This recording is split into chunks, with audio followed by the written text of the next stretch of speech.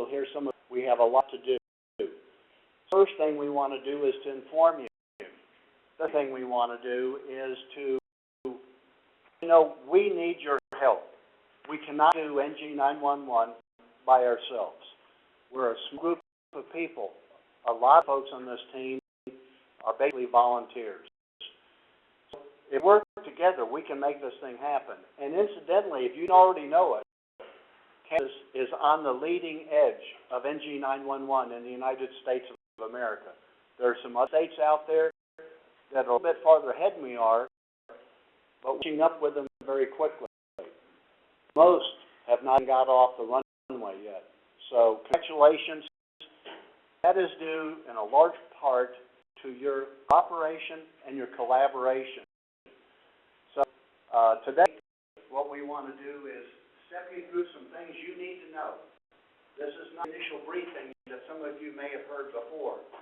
What we want to do is tell you what's happened and how you're going to be involved, and what you need to do in order to help us help you. Where the choir said that. So,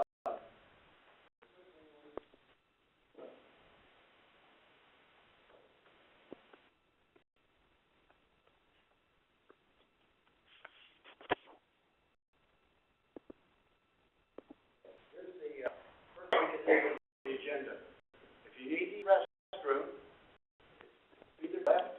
If you're a female, to the right. If you're male, you come through the main entrance right out here, real close.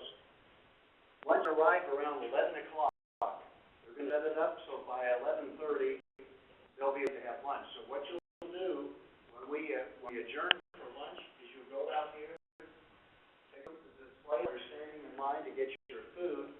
But it'll be on that main corridor as you go through these doors. And so we invite you to do that. You can, when we adjourn for lunch, I'll be right up here. You can pay me. It's $10 a person.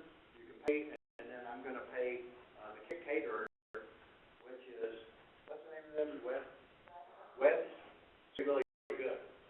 And they're excited about catering lunch for today. So that's a bit of the logistics. What we're going to do, it's relaxed. We're going to throw a lot of information at you. Write down what you don't understand that you want clarified. At the end of the presentation, we're going to give you the names and phone numbers of people you can call if you need more information. We want to get you here by 2 o'clock because some of you have come far. Is going to tell us a little bit about the communication plan. Communication, in my mind, as a program manager, communication is probably the single most important thing that we're doing. Thank you for coming. It's important because if we heard from you guys 6 months ago, no one's telling us anything. We don't know what's going on, what's happening. That's changed. We're going out into all the regions to preach the gospel. And the message is getting out, and you're going to see a lot has been done. So communication is important, and you step that up, and you'll hear more about that when Scott shows up. Kevin is our GIS expert. He's going to tell you about the latest developments with GIS, Geographic Information System, and how that fits in with NG911. There are 2 themes there, so you'll want to pay attention about what those 2 themes are. Then we're going to go through an MSAG update. It's kind of Sarah Lynn is going to be our guest subject matter expert. She's going to step you through that. What does that look like? What does it feel like? So kind of a training kind of part of it. Jessica, so I'm sure you know she is, but she's going to tell you what has already been done, and she'll be telling you what we need to do. After she finishes with that, we're going to take a break for lunch. You, again, want to bring your lunch in here. Depending how fast things move, we may have to let you eat and listen at the same time. How many people can do that? We may not be able to do that.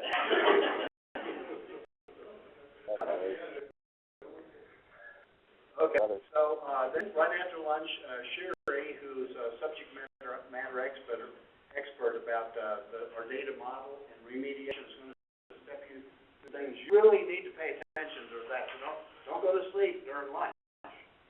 Sheriff Cody, after you, make sure you're awake.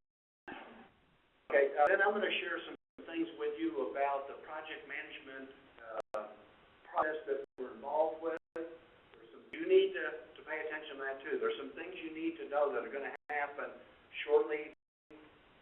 Jessica finishes her analysis part of the project. If there are any action items, I'll pick those up to find out who needs to do what to make this more successful. And then I'm going to invite Ken, who's our GIS subject matter expert, who is perfect time. How was that construction along 156? Yeah. We lost me about 30 minutes. My fault. I didn't call him. I should have told him, don't take 156, go to Dodge City. I didn't do it. Yeah, that's right. So, here's the communication plan. Scott did the communication plan in about 50 seconds. And so anyway, Ken and Scott are going to do a wrap-up, answer any other questions. Feel free, please, bring lunch. Feel free to get with us who are on the core development team. And don't eat with your friends. Eat with them all the time. Come eat with us. Ask, tell your concerns. What can we do to make this a better experience? And then we'll get you out of here at 2 o'clock, no later than 2 o'clock, earlier if we can. Scott, welcome. Why don't you share with us about the communication plan? Communication plan. Well, the primary piece of the communication plan is the website. NG911.org, everything that the council does, any decisions that are made, any contracts they enter into, anything goes on that website. So just in the website, you're going to be pretty much up to date with what's going on. I'm probably the second piece of the communication plan. I'm available anytime, reach out, give me a call, anything I can do to help, I'll do it. A little bit of an update. The RFPs for call handling and work are scheduled to be on the street by the end of this month, with being made by the end of July. So who the vendor is going to be by the end of July for the call handling solution and for the network and network management.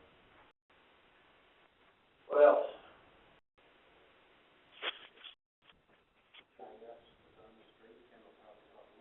Yeah, the digital imagery is out there.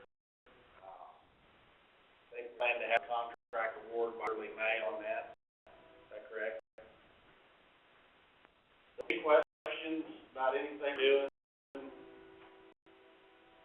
that I didn't cover? Very good. Carry on. Scott, you just, I got you up here. I Okay. just put this up. Can you give me an update on the burning platform? That's the existing hardware that's having spring and how we're trying to fill that gap. Some in the room that know exactly what we're talking about by the burning platform. That project, I'm going to quickly product. I mean, I think the best thing that we can offer you there is the fact that we're moving so quickly on determining who the statewide vendor is going to be. Is in the process of trying to work with TriTech to get an extension of the service agreement. Having about as much luck having contact him back as you all have. Don't know where it stands on that. I know that he just yesterday he sent another email to their guy that they put him in contact with, but he has not heard back from them. So I know there could be an extension of that, but we are trying to get an extension on their service coverage of that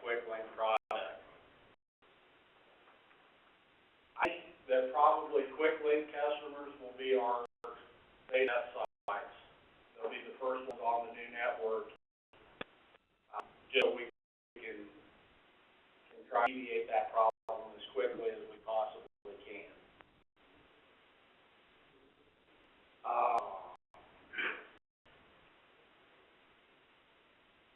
Any problem with it quickly, stuff since we met the last time?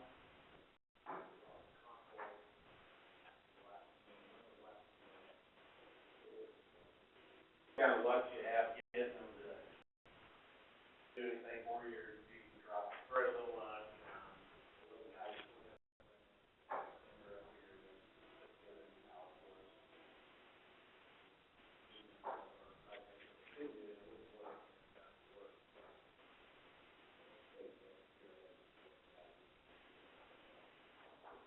So it's basically a computer that crashed on you that you have to.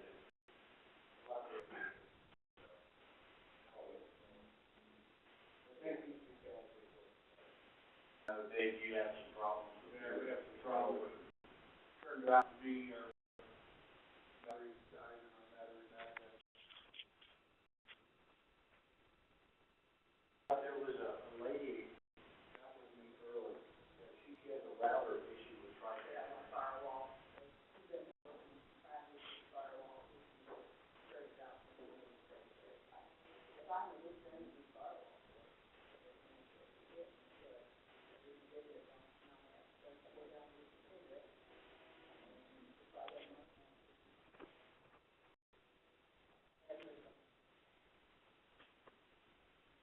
I'll put up the wall, let him know that those are the kinds of problems that we're experiencing. Thank you. I know we call house computers up here, if they look at you later.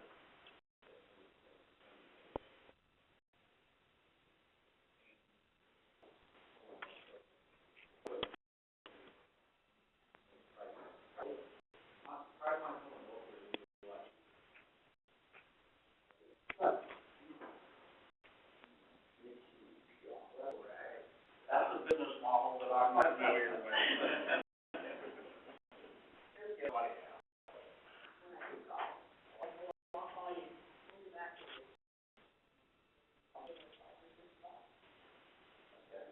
Push that up the wall, let him know the kinds of problems that you're experiencing, see what we can do on the back side of things, if we can beat that push a little bit.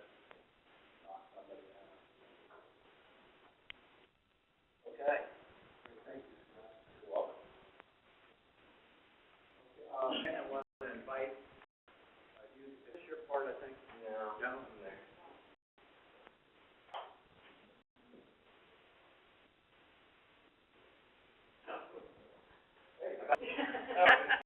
You can probably cover what GIS is important to. Ken picked up a team of, what, almost a dozen folks. Somewhere in that neighborhood that is really doing a full course class on GIS and as well as integrating GIS and NG911. I'm just going to walk through a few things we have going on with GIS. Stop me in between here if you have questions. The prep on just part of the vision here with GIS, it's really pretty simple. As we lay out, before then goes into full production across the state, we have to have a statewide GIS database or a geo database, as sometimes it's called. Consistent, that we have a common set of data layers that are minimally required for them to operate, that are built to a common data model and a common set of implementation procedures. So as they're built at the county level or the PSAP level, they're all done the same way. So when we aggregate it together statewide, we're not having to deal with different approaches at the county level. So things like address points and road center lines and emergency boundaries.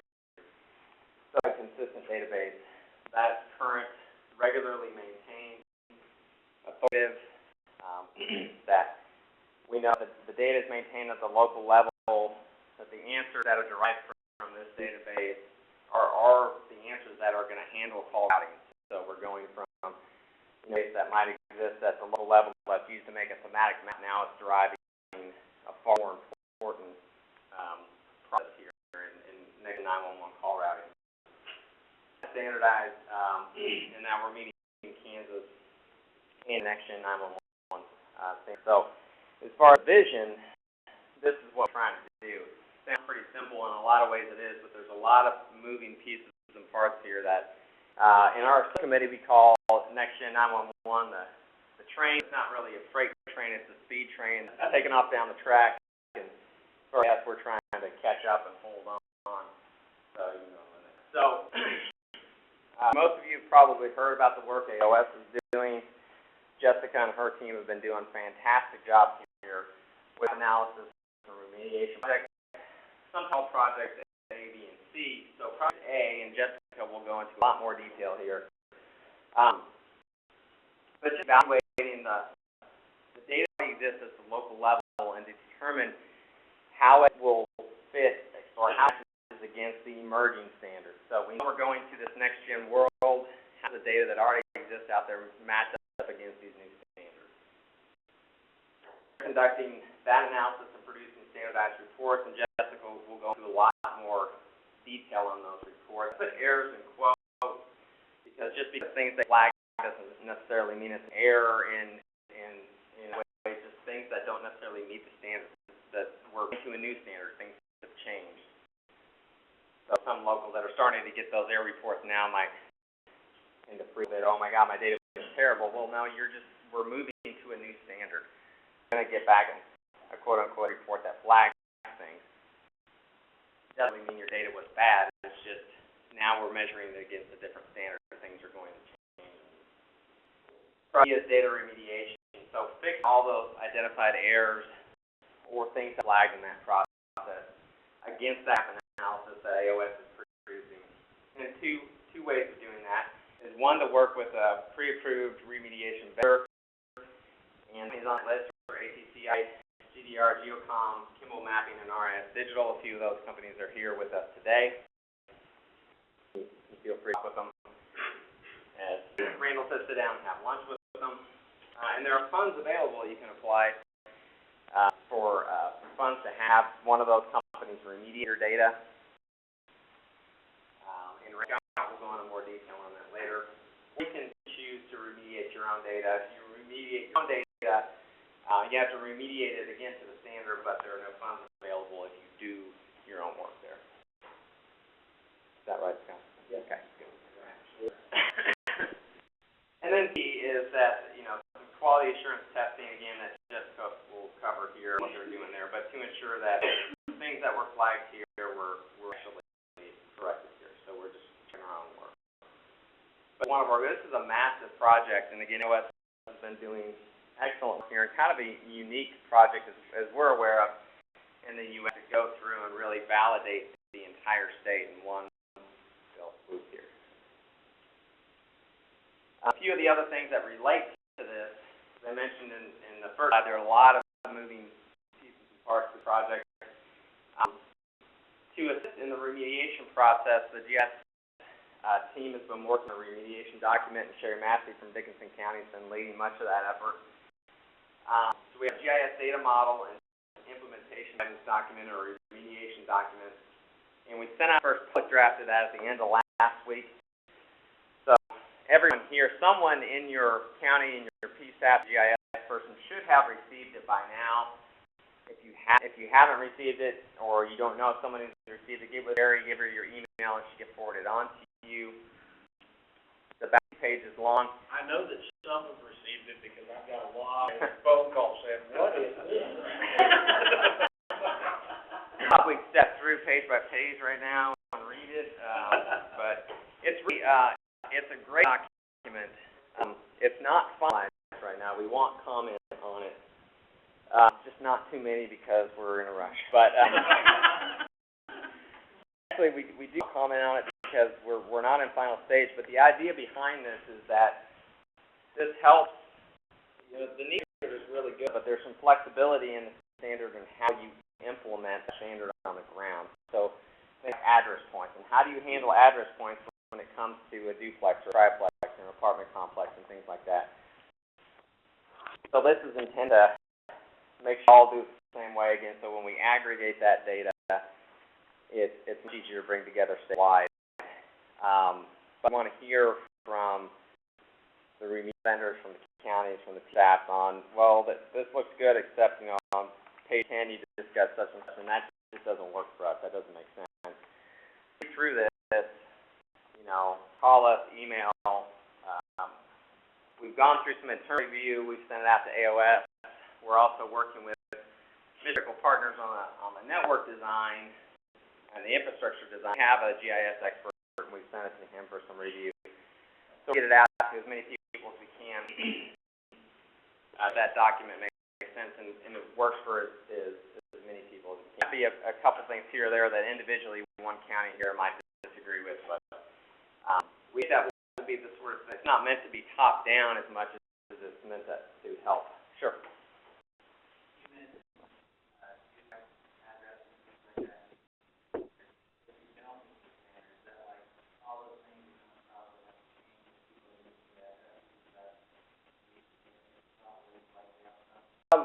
What has to do with the placement of the point and not how the actual address that's on that structure. Is that a question? Yeah. I don't. Addressing itself, I think, we'll stay completely out of address assignment. We want to get into that world.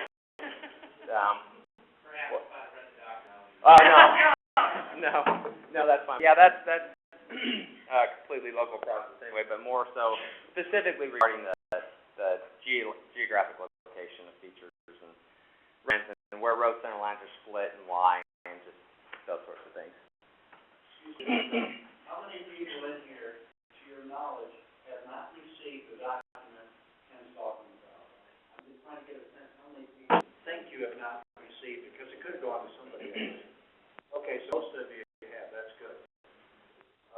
Said, over the nice young lady in the church, see her during lunch and she'll hook you up, okay? It's important to look at this document. It's extensive. Ken's team's done a lot of work on it. It's like, he calls it I call it a Bible. So we want to get a copy of that in case you haven't yet received it. Thank you. Sure. I mentioned ortho imagery. We have an RFP that's out on the street. It closes the 24th, so here in just a couple weeks. We're hoping to land a contract here with the vendor sometime in May, as Scott mentioned. The one thing that's been a little different about here is that we're looking for vendors I already have. Maybe that the vendor. So we're kind of looking at off-the-shelf imagery products as opposed to going out and capturing images, spraying the leaf off. Flying season's already past us, but we'll be successful in procuring statewide throw imagery, high resolution, things along the lines of, you know, pixelation statewide, leaf off. Two reasons. One is that that will help the data remediation process and provides a consistent base map statewide, and that it can also be pulled in for a variety of uses for PSAP operations and state and local government GIS support. GIS really is something that will be taken up at the council level, technical committee level, but GIS fits into this as well, both from a data maintenance standpoint of the GIS and how you utilize the data. But we've been asked this question a few times, and just wanted to point that out. That's something that the subcommittee has talked about a handful of times here, but we just haven't gotten to that one yet. We've had a number of other things on our plate, but that's something that is definitely on our mind, and we put together training materials, whether that's something that we hire a company to put together for us, or the subcommittee itself puts together those materials, or we sort of a higher approach. But it's understood from the subcommittee to the technical committee to the council itself that a training program needs to be developed for this whole next-gen 911 initiative to cover all the aspects, not just GIS. And then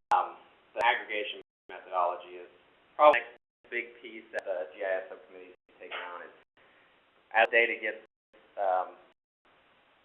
assessed and remediated, we have all the spare county pieces. How do we bring that together and provide a framework for to continually provide data so we maintain that statewide database? So Scott touched on this in his update here. Maintain communications with us and the GIS points of contact. We know that sometimes these are two different worlds, two different user audiences. I think the further this project goes down back here, these might be a little bit more, but in the GIS world, oftentimes these have been just two totally distinct user communities. We maintain that communication with both. Developing documentation and guidelines. As this gets built, it has to be maintained. A lot of times, historically, GIS databases have been built and they become a snapshot in time. This is great, and now it's 5 years old. That can't happen with this project. It has to be maintained. It's forced routing. It can't get 6 old, 8 year old. It's just allowed to happen with this project. We have more conferences coming up. The Mid-American GIS Consortium in Kansas City. Actually, later this month, there are a couple sessions on just Next Gen 911. I'm speaking actually in both of them. One's a panel, one's a presentation. Jessica and I are giving the presentation in one of them. So, Kansas Association of Mappers is another opportunity coming up this fall. Kansas Association of Counties. Anything like that I think state associations, if there's or anything like that, where there's opportunities to talk about this initiative, we should take advantage of to get the word out. And move forward developing, if it's another group specific to Next Gen 911 and GIS, that we need to look at those opportunities too. I think that's my last. So, I'll be around during lunch if you have any other questions, or we'll have some wrap-up session later. But are there any burning questions right at the moment before we move on to MSAG? Thank you very much. Who has the attendance sheet right now? Okay. Anybody not signed the attendance sheets? If you would raise your hand, we'll bring it to you. Good man. Two honest people. Let's see, we got this. And Sarah, are you there? Yeah. Okay, hold on just a minute. I got to pump up the volume.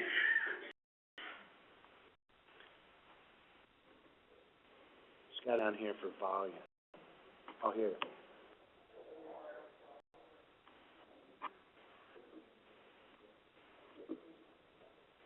Volume on this.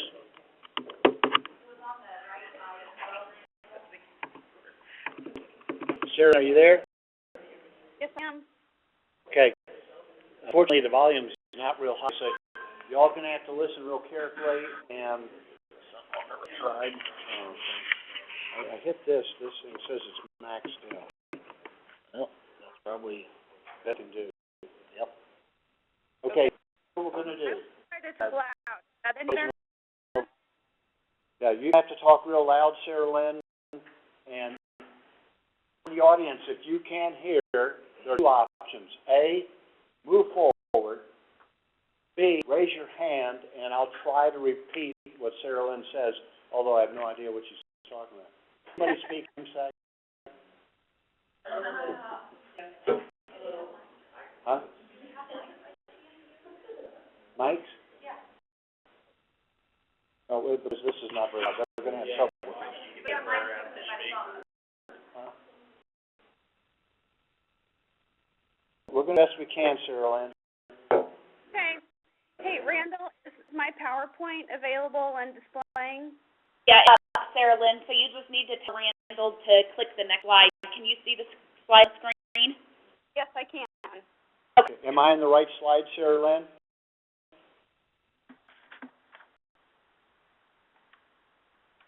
Yes.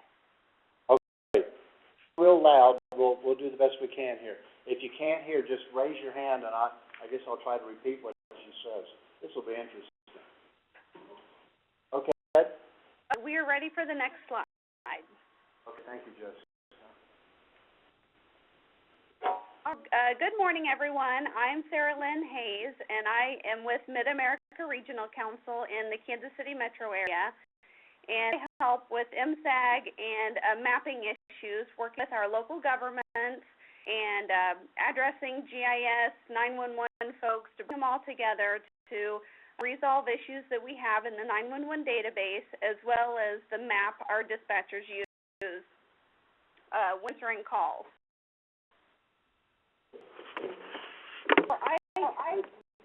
Are you hear me okay? How you doing back there? I know it's hard, but can you manage? I'm trying. Yeah, louder. She's playing us. Yeah, we'll move this up a little bit, see if that helps. Keep going, no one's complaining yet. Oh, Okay.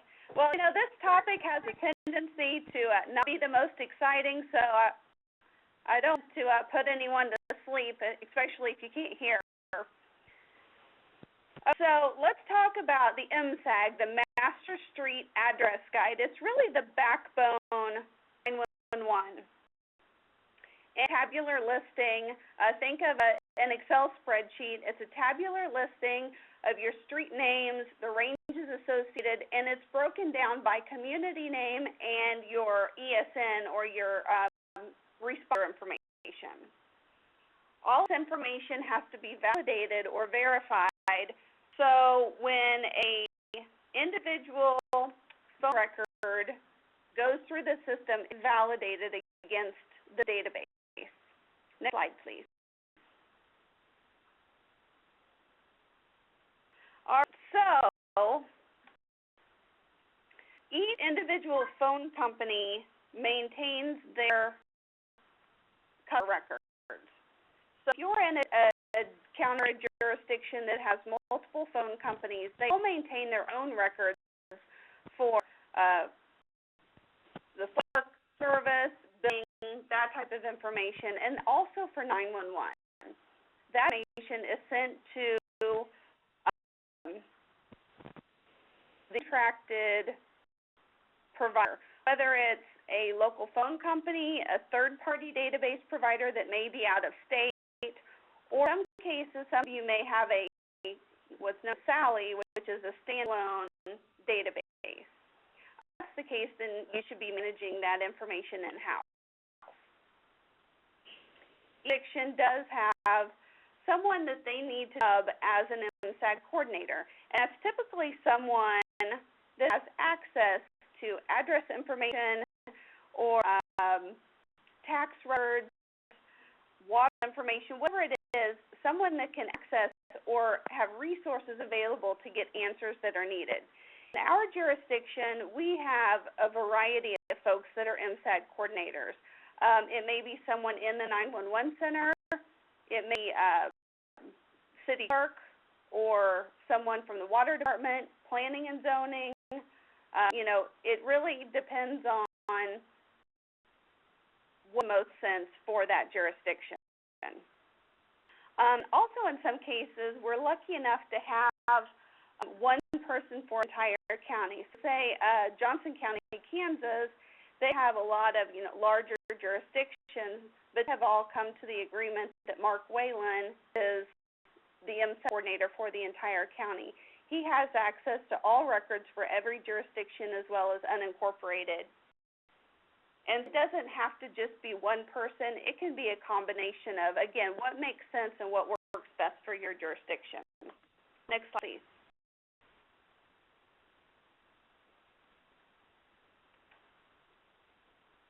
So as we mentioned, all of the individual customer records, phone records, are loaded or sent to be bumped up against the master 911 database.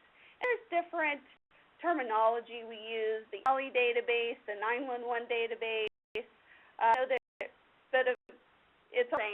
It's all the same thing. Whoever the contracted service provider is for that. Slide, please. I actually covered a lot of this. So we follow national standards for addressing, especially when it comes to street types and naming conventions. these standards were written after addresses had been issued, cities had around. And so we have a number of cities in our area, one in particular that has 3 different addressing within one city. And so while we do the best we can to follow standards, we also understand that in some cases we have unique situations. So trying to do the best that we can as far as naming conventions and following standards as far as directionals and types. We follow that. There are 2 different documents that are helpful, and I know that they'll be covered later on as well. But trying to synchronize your map data and MSAG as well as what the U.S. Postal Service uses for addressing guidelines. Next slide, please.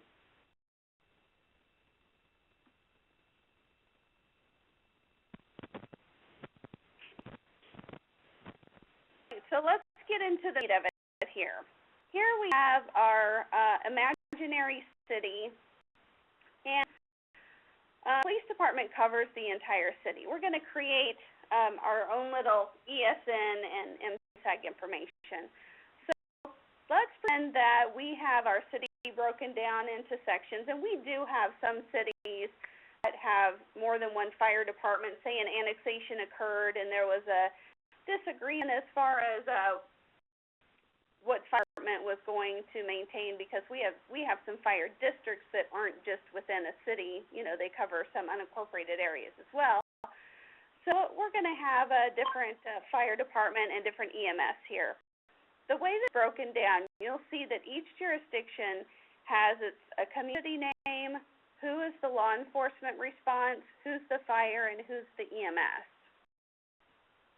Next, please. Using a sample MSAG for one of our jurisdictions, and I don't know how well you can see that on the screen, but you'll see that we have the street information, Union National Standards, the low and high range, which are the house numbers, it's odd address and even address, or maybe both. And what that means is it a boundary street? So all addresses on one side of the road is within one jurisdiction, and the other side of the road is a different jurisdiction or different response, different ESN number. Who's the community for this? One important thing to note is it unincorporated? Is it Johnson County, or is it within a city limit, so Overland Park, not the postal community? That's something oftentimes not only people calling into 911, they may know their mailing address, but they don't understand the difference between 911 community. So it's important to note on an MSAG,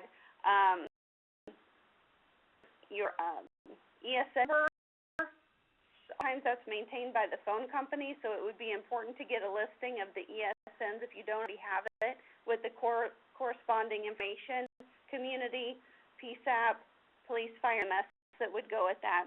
And we have the telephone exchange, and that really truly is a phone company. It's what telephone exchange is that particular piece of road serviced off of. Been told that eventually this information will go away, but we've been told that for the last 10 years, so we continue to have it in here. We don't always know the answer because it's phone company information, and oftentimes we have to go to the phone company to get answers when it comes to the actual exchange. Slide, please. Here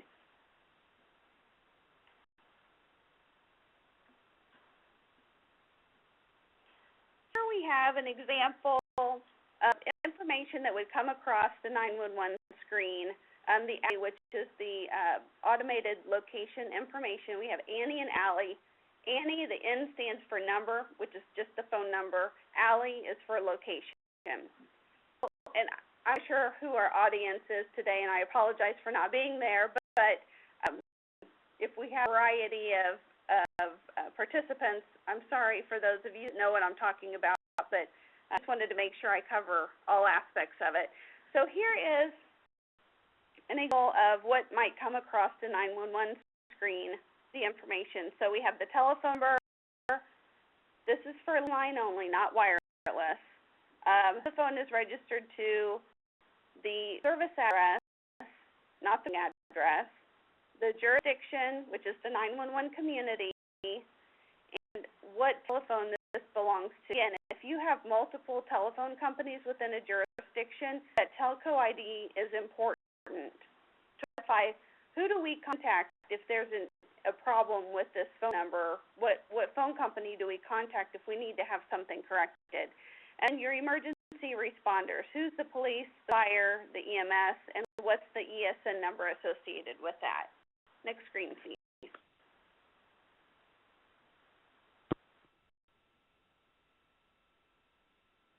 So if we talk about our ESN, which is the emergency service number, of course with everything we have to have an acronym, right? So we always use ESN and ESZ. The Z stands for zone. The ESN number is traditionally a number that's associated with a particular area. The zone is just that coverage area.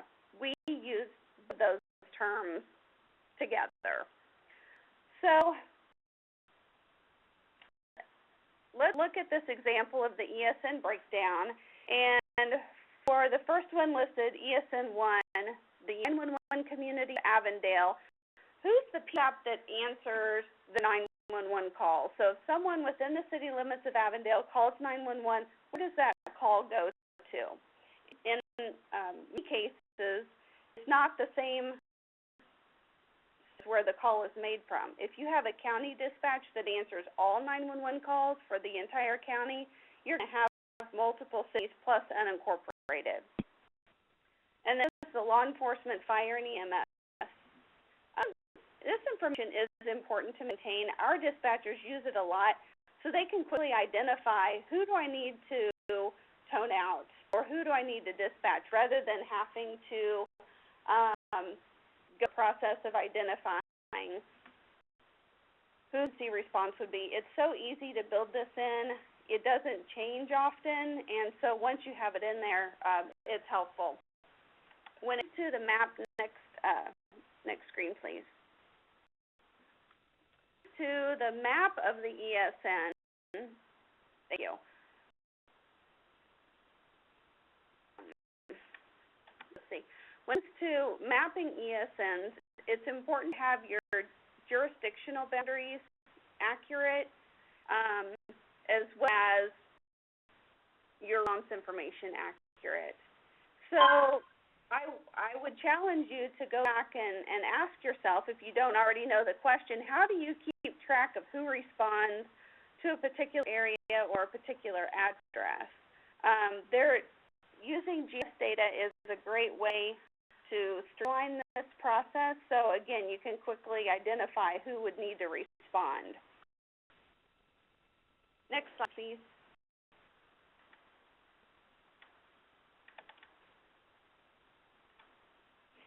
So if we were to look at or review the existing MSAG that's in place and GIS data that I have that goes along with that, would I know that I needed to submit a change, and who would I submit that change to? Anytime there's new construction, it seems like there for a while in our area, things kind of slowed down as far as construction, new roads, new subdivisions, but it's starting to pick back up. So anytime there's new construction or making changes, we've had some roads that have been removed. A new highway is put in, and so the old highway, is eventually tore up and moved. So making those changes. Anytime we change a street name, a directional, a street type, a name, we have a number of streets that they decide to name after somebody. We want to make sure we include that information as well. If we're making changes to a street, political boundaries, which includes annexations or adjustments to our emergency responders.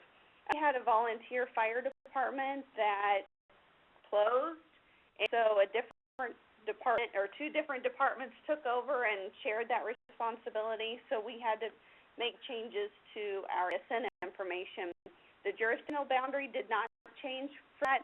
It was strictly who the response was. So, anytime you would have those changes. Next slide, please.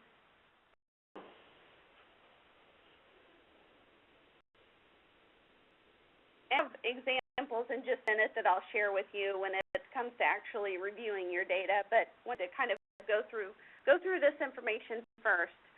So if I'm working on an MSAG, how do I go about submitting changes? Made a number of different ways. I did check with AT&T and CenturyLink, which they are the two main phone companies throughout the state. There are a number of others, but those are the two primary. They do have a web-based secure system to use that is password protected. You can, and on the slides I also have the contact information, but you can contact the provider and request access, so you can log in and see your card, or the actual 911 records, the individual customer records, as well as the MSAG. Through that, you can submit change requests. It won't change the database, but what it does is it sets a ticket to the database, the phone company, that they'll make the change based on your request. We've had good luck working with these two phone companies making mass changes. So say if you're going through your entire MSAG, rather than submitting 50 changes, you could potentially make those changes in a spreadsheet and submit them to the carrier to make. It's more efficient, and it just gives a lot of time. Next slide, please. And we've had, as I mentioned, we had good luck working with the carriers. So here's the first example of something that we've experienced. Last 2 or 3 years, we have run geocode reports ourselves.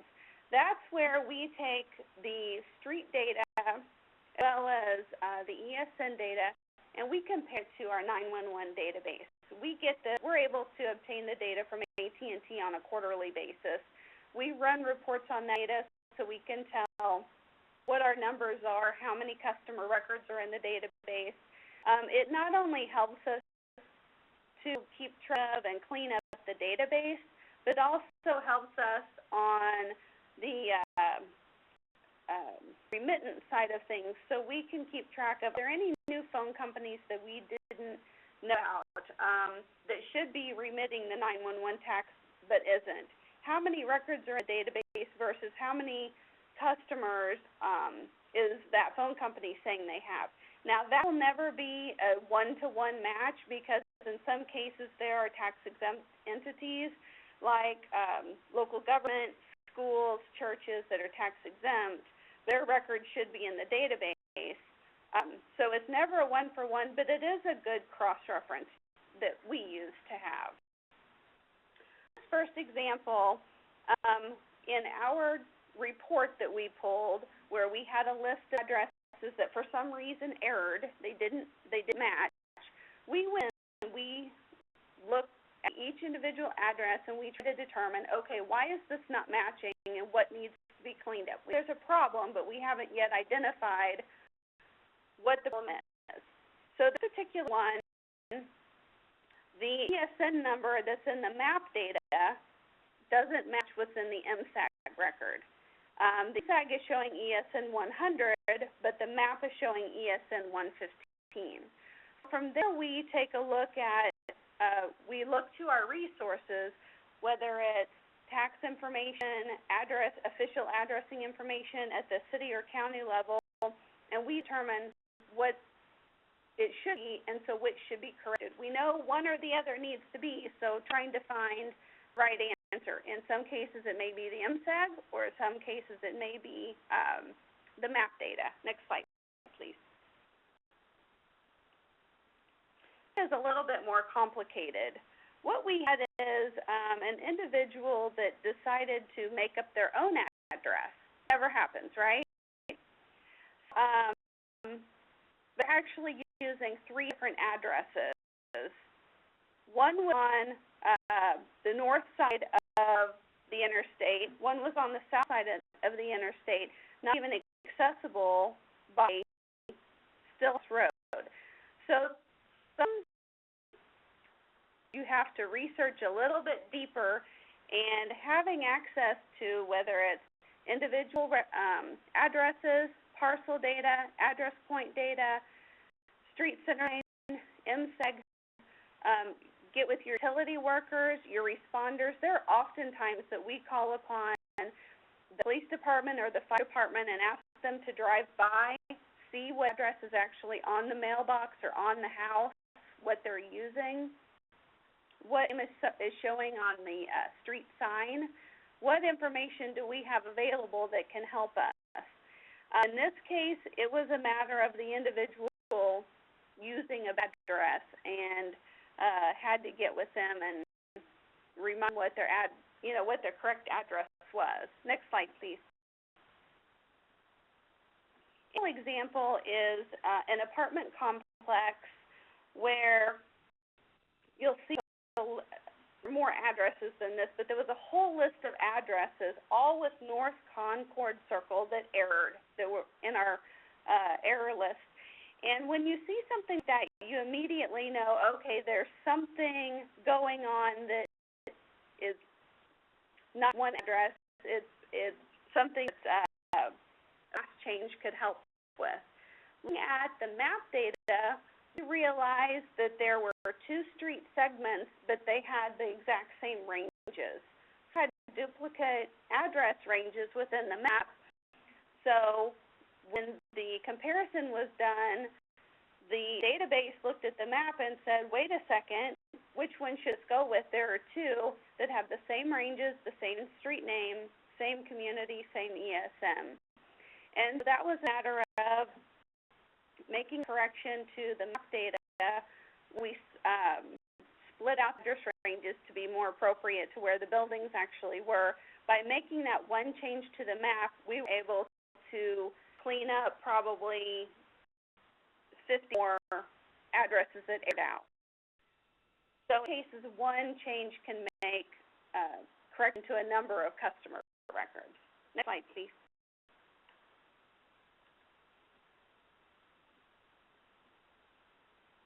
I mentioned that I would provide contact information for the phone companies. As I mentioned, I have AT&T and CenturyLink. I have contacts for others, but if there are others that you work with, if you don't have contact information, I would highly recommend that you reach out to them, find out who their database manager or database technician is. And if you don't have luck with that, let me know. Oftentimes, our contacts with AT&T know the different phone companies. Next slide, please. Also, if you have an internal or that Sally database, that's the standalone database, and is anyone maintaining that? How are the phone companies sending the records to you to input? Is it an automated process? Is it a manual process? Are you doing anything to review those records? We request on an annual basis that all of the phone companies in our area conduct an audit. They compare the records they have to what's in the 911 database. And there have been times when we have cleaned up hundreds of records where a phone company says, oops, these customers disconnected their service and we forgot to send a delete file through. Or, oh, this person moved and we didn't send a change record, or whatever it is. We're able to clean up, and it makes the database more accurate then. So this is a screenshot of the AT&T website that they use. You make just a few changes, or you can make mass changes as long as it's the same thing. A number of years ago, we identified a whole list of roads that needed to have ST added for street. Back in the olden days, AT&T tried to save drive space hard, disk space by not putting the ST. It just known that it didn't have a street type on it, that it was street. Well, no, really, if it needs to have ST on it. So through the secure website, there's a way to make mass changes as well, as long as they're all the same. So if you have a list of streets that you need to add for north or ST for street, you can make those changes as well. If the tracking system, you can verify the changes have made. If you have questions as far as what's the MSAG currently show, we have access to view individual customer records by address, by telephone number. You can run reports. There's a lot of information that you can receive, but you would need to request a login from your phone company. Next slide, please.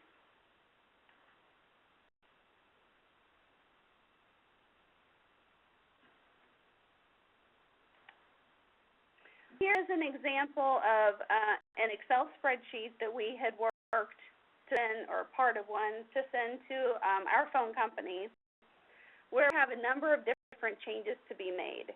In some cases, you may have just one change for one road that needs to be.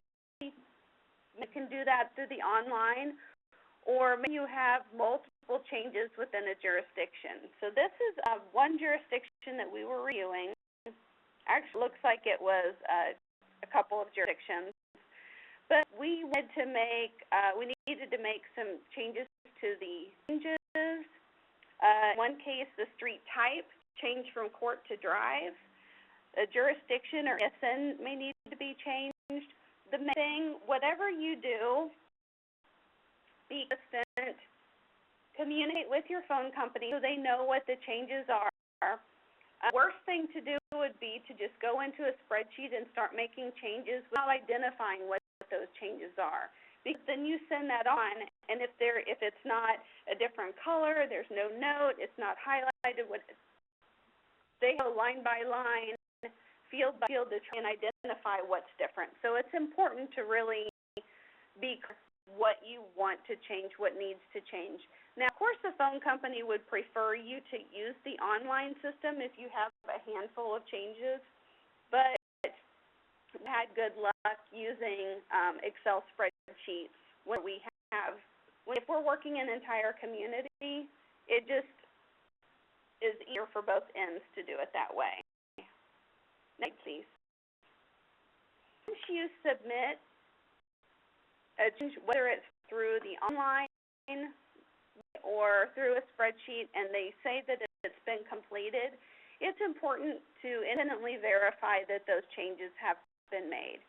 So if you send a request saying you want to change a street range or a street type or community, you want to go back and verify that they've actually made that change. So having access to that web-based system is really important.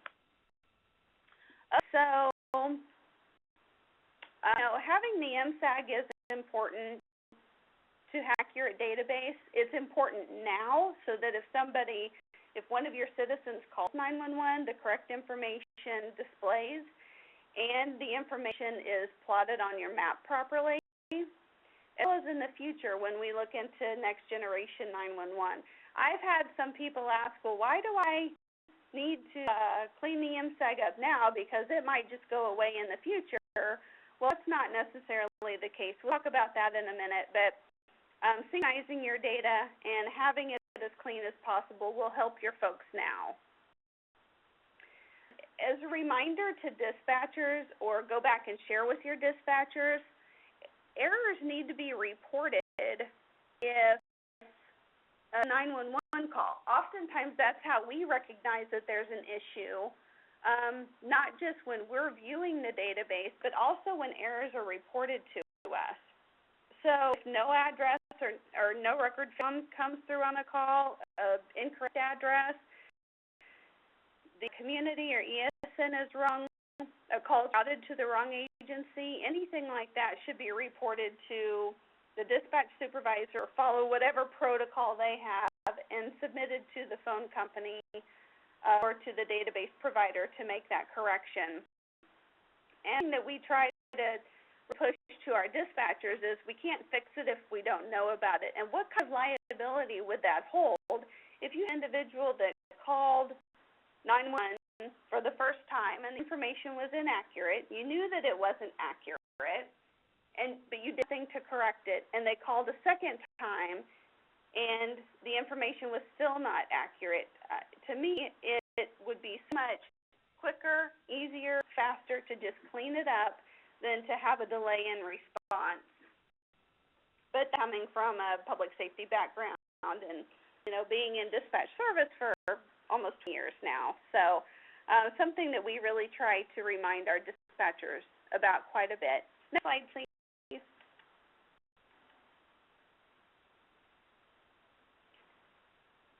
So, just kind of wrapping it up a little bit here.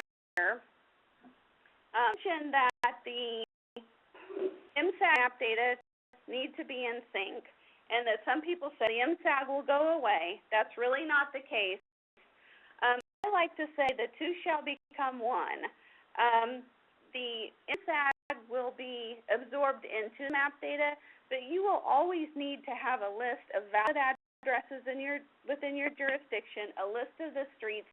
It's not going to go away. It's just going to become something different. So it'll still be important to maintain a list of what we have and what's valid, and say that calls out in the future will be based off of that map data. So having the two databases in sync, they have to, or for next gen, it just won't work properly. And it's the right thing to do. As I mentioned, it will help your people now. It's routing of calls properly, addresses displaying properly, and the call routing or displaying on your map. And as well, something that just really has to be done as part of next generation 911. Last slide, please.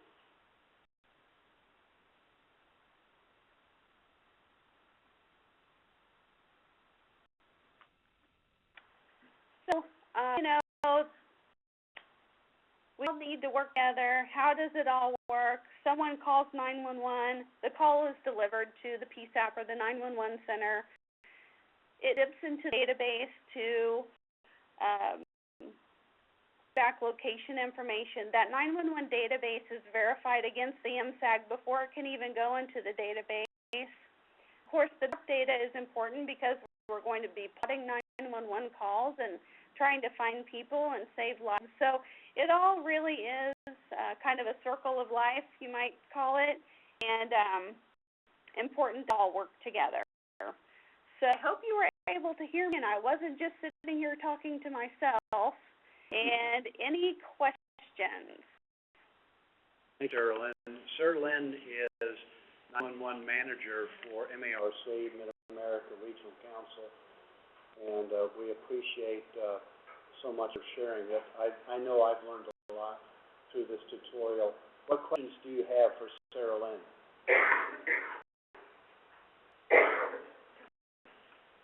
Yeah, I have a question, Sarah Lynn. I don't know if Jessica's going to later or not. You mentioned that the two predominant carriers in Kansas are AT&T and CenturyLink for MSAG and Alley information. What about carriers like Pioneer and Elkhart Telephone and so forth? How does that all work? We don't have those phone companies in our area, so I'm not familiar with them.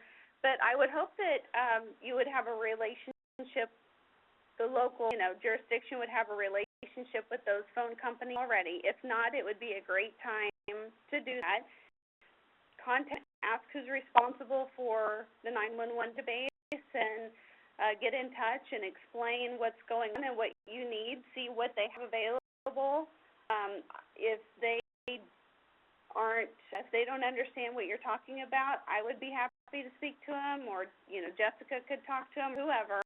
But I'm a resource here available. I've been doing this for a long time now, and we've had great success with phone companies, just letting them know what we need, why we need it. If they understand the importance and the value, it becomes a priority to them as well. They want their customers to be found. They want the database to be clean.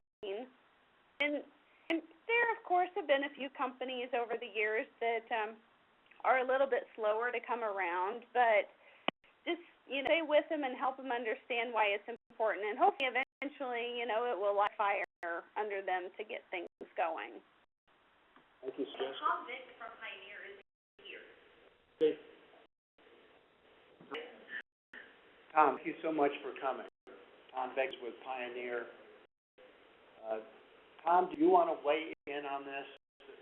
I know our guys are not AT&T, or not CenturyLink. How does your system work? What do you want to tell us? What do we need to know? I believe that most of us figure out the data up to the alley database maintained by AT&T. I believe that's how it works. I'm primarily familiar with GIS. Okay, good.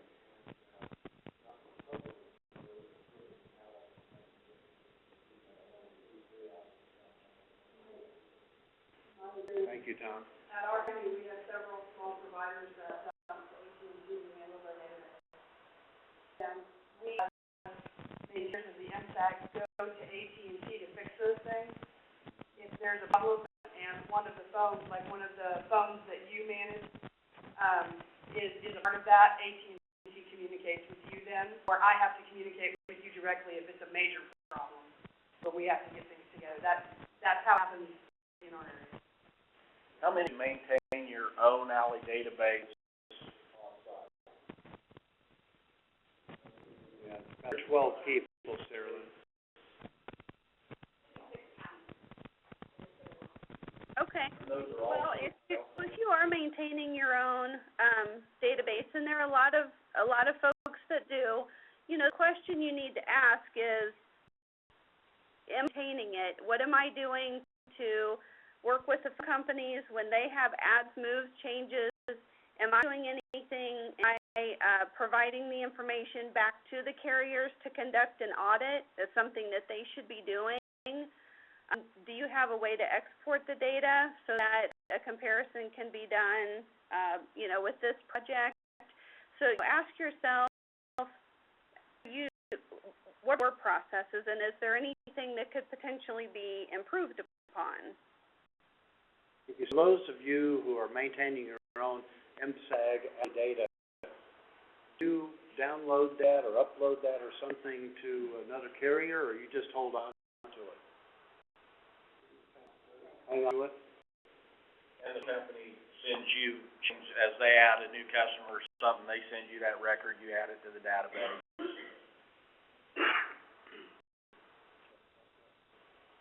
Okay, great. Any questions for Sarah Lynn? Great, thank you much, Sarah Lynn. Thank you. Very informative. I know I learned a lot about it.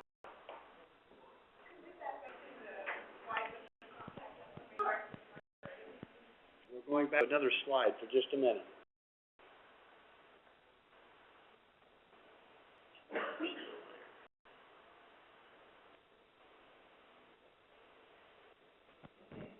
And we can definitely make this available if it would be helpful for anyone, or to take it back to someone that could potentially need to use it, or if you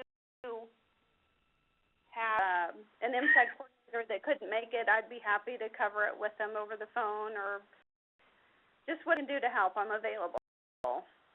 Did record this call and the presentation, and so a link will be sent out to everyone who's in attendance and those who couldn't make here today. So you can go back and listen to Sarah Lynn again, go over her slides if you weren't able to hear very clearly what she was saying. So you will have that opportunity. Thank you, Jessica, and thank you, Jessica, for setting up the WebEx for us as well. Scott Berg said that he's going to make this presentation available. We're going to post that on the website. Yeah, if I can get Jessica to just show me, I'll get it put on our website as well. So we'll put on, like Scott told all of us earlier, there's a information on the website, a lot of information, and it grows weekly. So go out there and check it out and take a look at this. It will be helpful. As I mentioned earlier, we've got to work together. If we work together, we're going to make this thing happen. The GIS stuff, I didn't realize this in the beginning. This is crucial to NG911. We don't get this thing fixed, if we don't keep it fixed, it won't work. And Scott will probably reinforce that concept when he does the wrap-up at the end. Who's next? We had in there for the data once it's released, so Eileen's gonna cover that. Thank you, Eileen. I'm Eileen Bell, and I work at the Kansas State Access and Support Center. In previous projects with Homeland Security, we have local backup set up for pretty much every county in the state for the GIS data. So that tied in just perfect with this project. We transfer all these data files that are going back and forth. So like when it was requested data, sometimes they obtain the data through the data backup side on task, or sometimes you email it directly to them. So it's also where we're going to post the results, the reports that are produced by AOS. So once they process your data and produce the error reports and the geodatabase that will be associated with that, that will be posted to your off-site local data backup account at task. So generally, the person that has account information has been your GIS contacting your county, or maybe your appraisal department, sometimes your emergency manager. But that means if you're the new contact, you can get it. So once the report is released, get instructions on how to download the data, but we won't include the username and password at that time, just so it doesn't go mass email. So when we get that, so I'm ready to download the report, and I need that username and password, send it to email address, and I'll be on that email announcement report, and then I can email back to you the password. And if you're with your vendor, like in the South Central region, I release username and password for vendors often. We requested them to go download the report for you. So now the reports will be out there once Scott counts the reports and approves them, and I'll send you an email, and then that time they'll be available for you to go grab that data and report. So any questions on that process? Okay, and like the info will be in Scott's email when that comes out.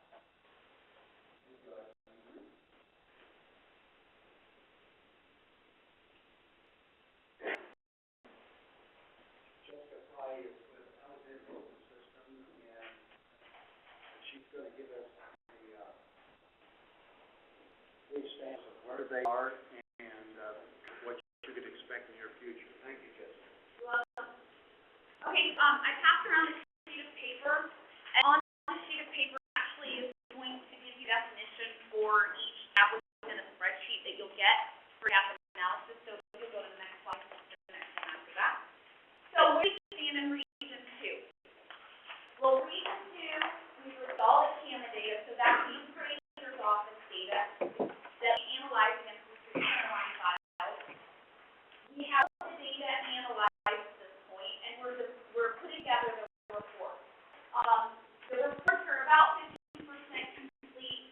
They will be complete by the 25th of the month. My estimate is, if I am in the office and not go all of my trips across the state and across the U.S., they'll get done relatively soon, and they'll probably be done before the 25th of April. But as of right now, we're going to stick with that. We have a duty to fulfill our contract with the state that we will provide them with a document called a ROM. That document will be started about the 21st, and everything will be complete and wrapped up and provided to Scott and Randall and Ken on the 14th of May. It may be before that. I think Ken had July down on his slide. We'll have everything by the middle of May turned in. Now, how long it takes these guys to get their part done, to get remediation started, is completely another process altogether, but I doubt it will be July.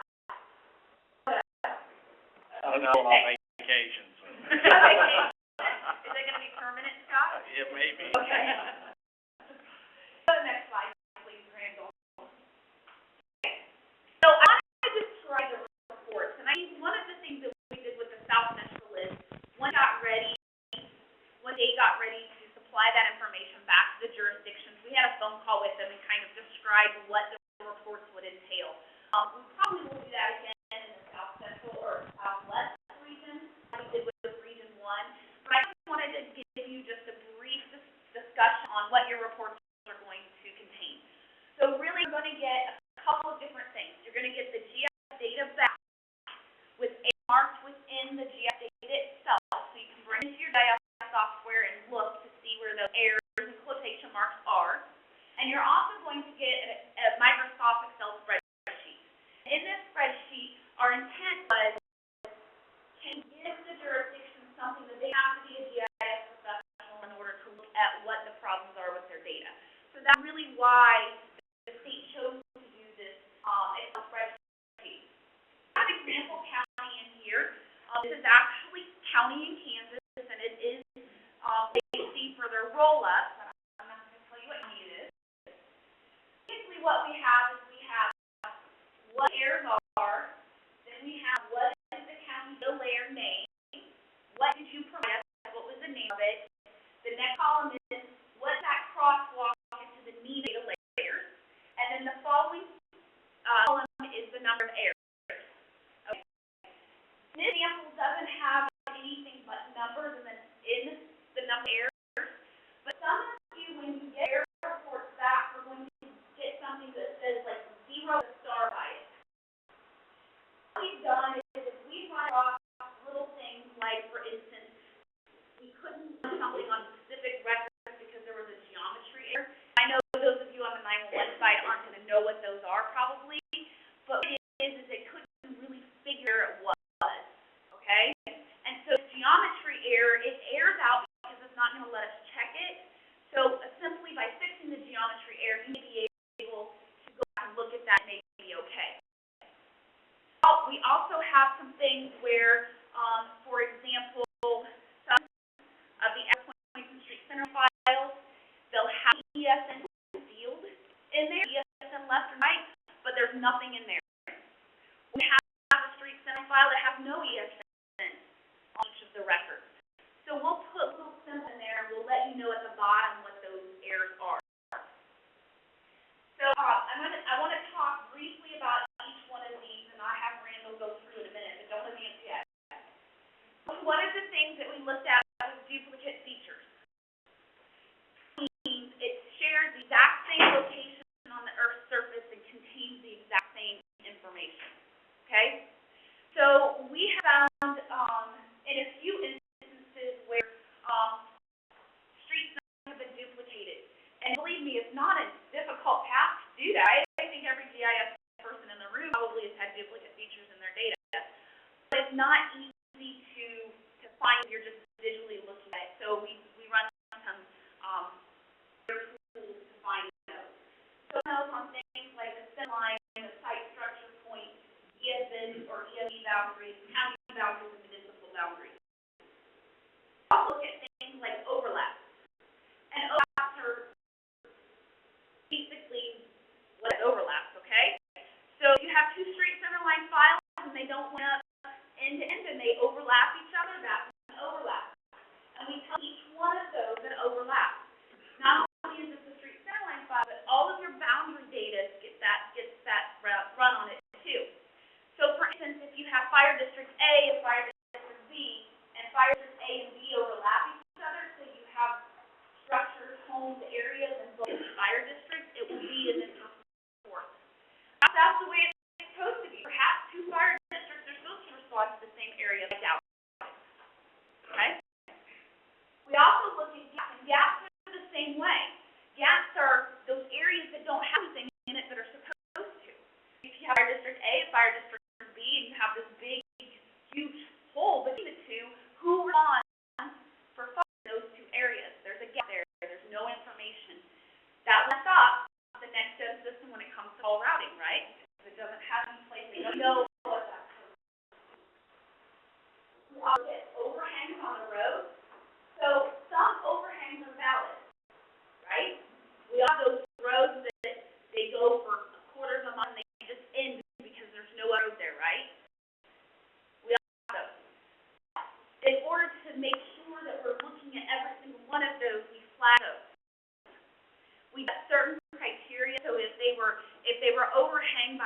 half a mile, we're not considering those overhangs because we've looked at and seen saw that there was a road in the imagery. So we got some of those, but there are a lot of overhangs and data are like 6 inches. So that is an overhang. We also get road directionality inconsistencies. And this is where you have several roads and they're all supposed to be going the same direction, but in the middle of your feet, all of a sudden the road goes the other way. What happens? If you don't have your ranges going the opposite direction, that's going to really foul things up.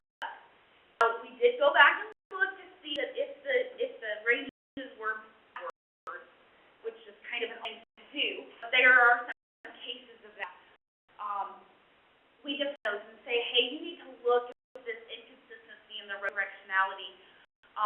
We have a couple of jurisdictions, for some reason, the way their roads were developed, their roads were flowing backwards from their addressing.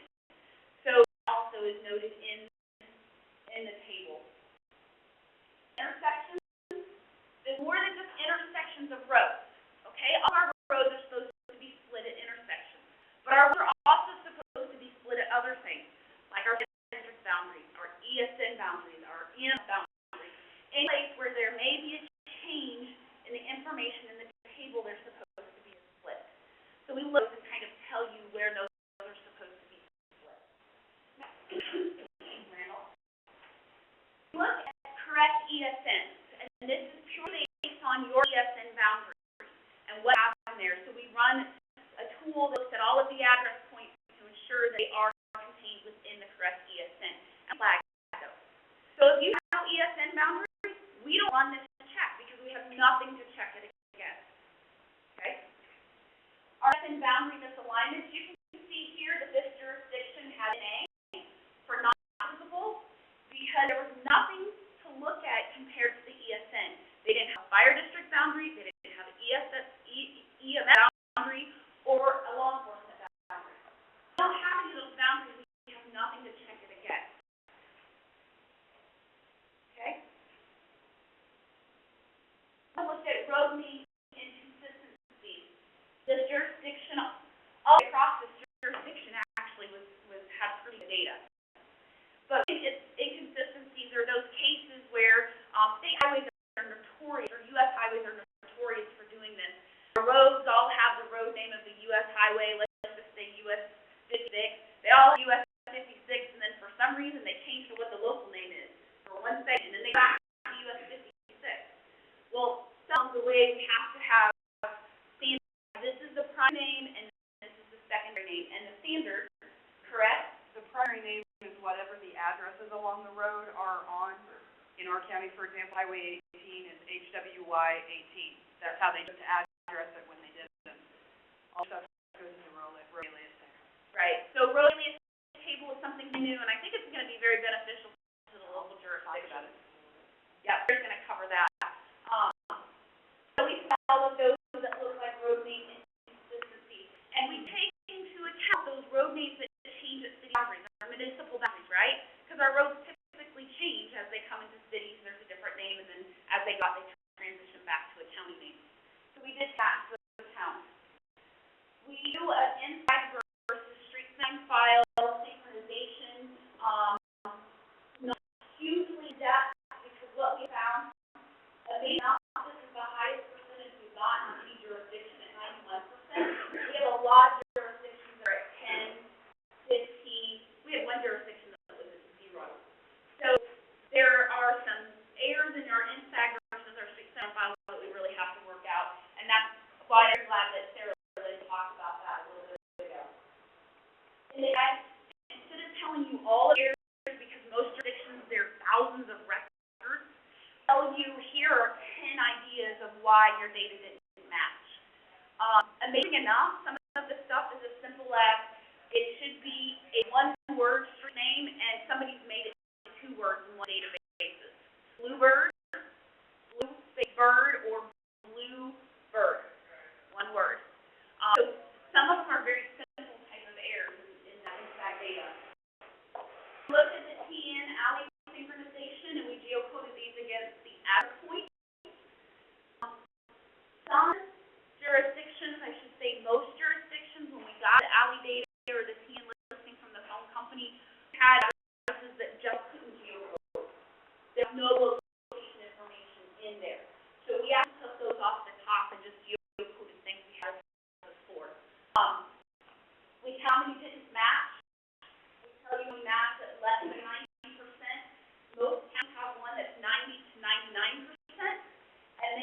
how many are at 100%?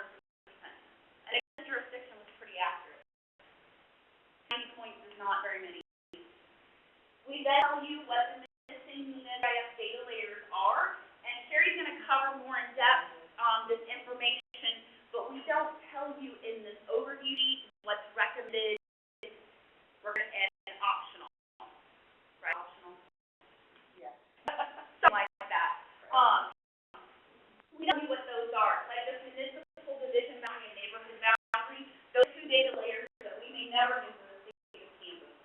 With the Kansas Metro needs those, so that you're aware. Municipal divisions are things like wards in New Orleans or boroughs in New York. I'm not aware of any of those in the state of Kansas unless somebody is. I don't know of any of those. Next. Also look at how do your GIS data layers align to the NENA data layers. And how many fields do you have in your data that don't match something in NENA, and how many NENA fields do not have data for currently? They have it, and that's what's on this handout I gave you. There is a tab that goes through each one of those, and it shows you this is your name, this is your alias, this is your type, this is your link. This NENA field, type, link, etc. It's very specific. Just to be sure it's clear, because we've had some people get a little bit confused. AOS is reporting non-NENA fields. There's absolutely no requirement for you to cut that out. You can have as many fields as you want in your data. What Next Gen 911 requires is the minimum list. Anything else you need, you can have. So don't seeing this, oh, I've got to get those out of there. You don't. Maintain where you need to. Yep, absolutely. And one of the reasons why after looking at it, we kind of decided we're going to leave these non-NENA fields in there, because some of you all name your fields very strange names, and you may not have been able to necessarily transition them over to a correct NENA field. So we gave the opportunity to say, no, that field, whatever the name of the field is, XYZ actually goes to this one. Even looking at the data in some cases, we weren't really sure where that was supposed to line up. So I left those in there. The options later in the actual spreadsheet, we do geocode the street center file against the address, geocode the address points against the street center file. This jurisdiction really had very little errors. They had 35, 100% errors. Harrison, we do the same thing. What we found in the CAMA data is some users are not putting their suffixes in there. Some, it's kind of like the alley data. If their community is rural, then they just have the county or the city county or what the county is. Well, that's geocode 1 to the address point. So there's some higher errors in the CAMA than probably what was actually necessary. Next slide. This is the last slide on the report, the overview tab. We talked about what are the multi-address structure formats, so that if this is, are they placed kind of on the location of where the sub-address may be, or are they all stacked on top of one another, or is there just one point for multiple addresses, so maybe they're related to the table that goes with that. We look at USPS's abbreviations, the directional, three-directional, and as you can see here, there were a few that have for detailed information. It'd be simply that they're not enough fields for those elements. We also look at the projection. It gives us an idea if there's any kind of translation work we need to do. Everybody is in state plain, which is really encouraging. And then we talk about metadata. So the metadata is information about your GIS information. So that's things like who makes the data, what's their contact number, all of that type of information. It's actually stored separately outside of the Excel spreadsheet. Next slide. So very quickly, you have definitions of each one of these on your sheet. These are the tabs within the spreadsheet. We try to make them as easy to interpret as possible. Some of those may just throw you off.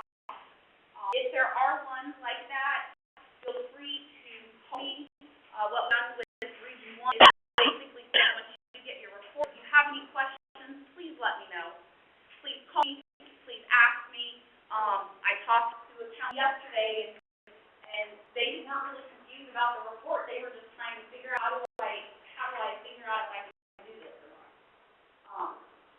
So it was, they're pretty easy, pretty straightforward. All the errors are by object ID within your GIS data, so you can go back and find those. And add a field to the data that says these are the errors that are found within this data set.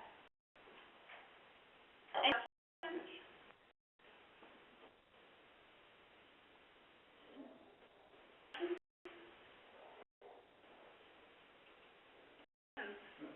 right on.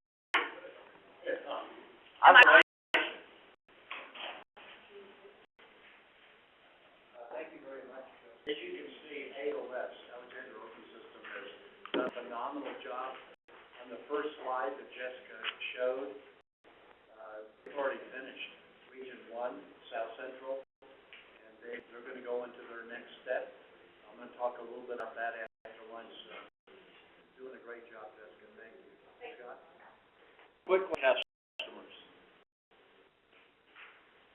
To agree, and not enough to drop out at least. Terry Berry, T-R-I-B-A-R-R-Y, is the Vice President of Customer Service. Responded back to Walt's email relating your problems that you've been having getting any response out of HITECH. Says she will be glad to help anybody. Her phone number is 563-374814. Her phone number is 563-380-0699.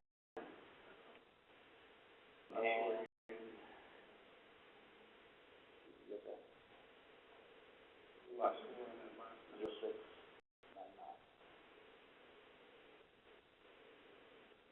email address is terry.berry@hitech.com.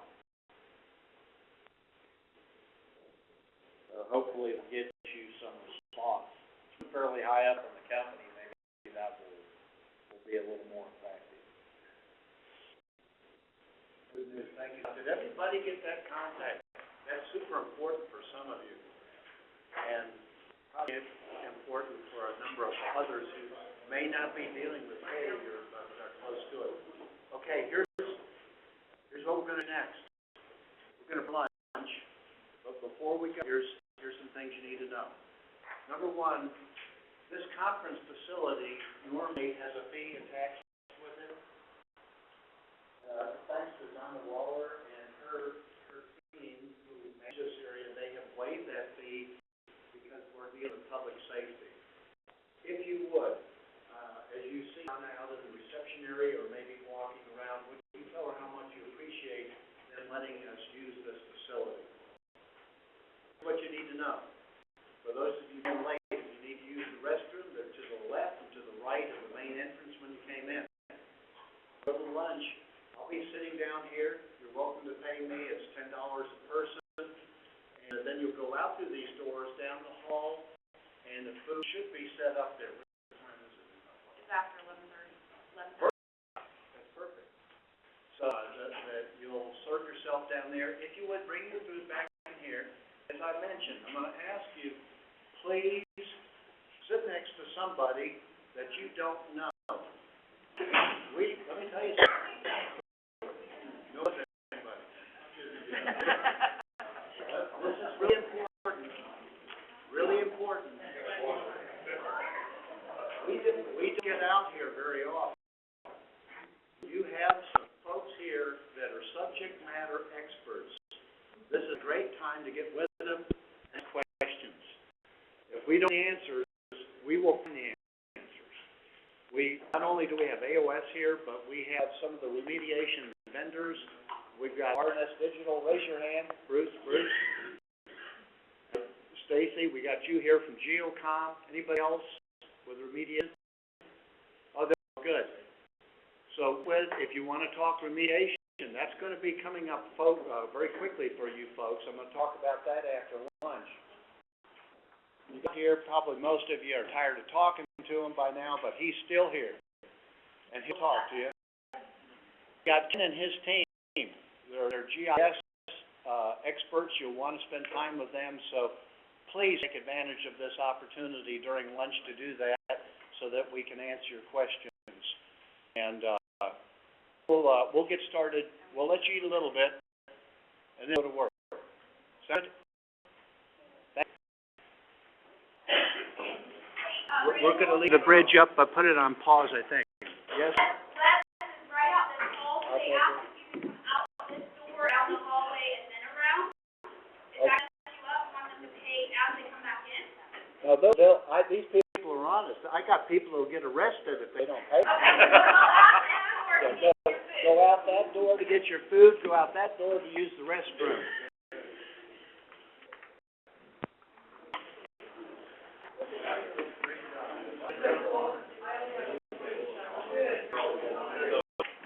Hello, anybody on the bridge?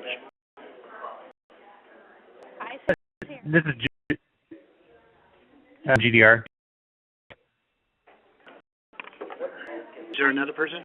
I'm here. Yeah. This is Sarah Lynn. Okay, Sarah Lynn, hang in there. Anybody else? Get started in about 30 seconds. Okay, everybody. Well, this is Kyle Garnowitz. I'm on the phone now for a bit. Thanks, Scott. Great, thank you. Okay, next, Sherry Massey is going to give us some insight to what Ken talked about a little bit earlier about what does the model spec look like. This is really informative. You're going to want to take some notes. Is this going to be available, Ken, or is available, or I'm trying to remember. The document itself, we get it finalized. They should all have for review now, and then when we get the final draft, we'll send it back out, and everybody will have it. Good. So thank you, Sherry.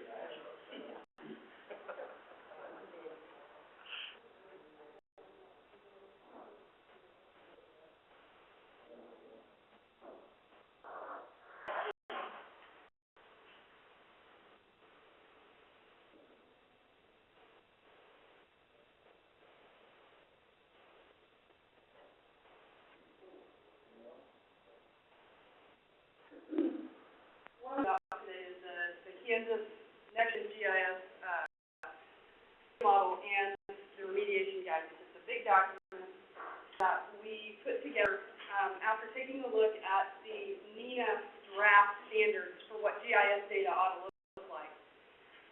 It's important to understand that NENA draft standard is what every hardware and software vendor that is building equipment for NG911 is going off of.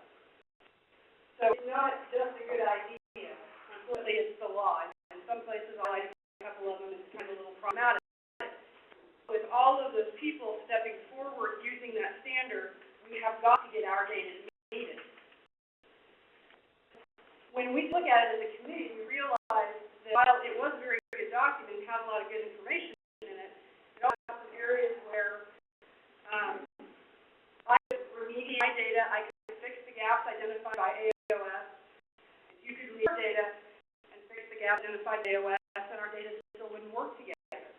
The document wasn't quite to make sure that all of our data fit together the same way, that it was drawn the same way, that it meant the same things when you were looking at it. So we borrowed a document from Tennessee. We did this a couple of years ago. We borrowed a document from them, started there, and started doing this thing hard and trying to figure out what is absolutely we could require local government to have to do.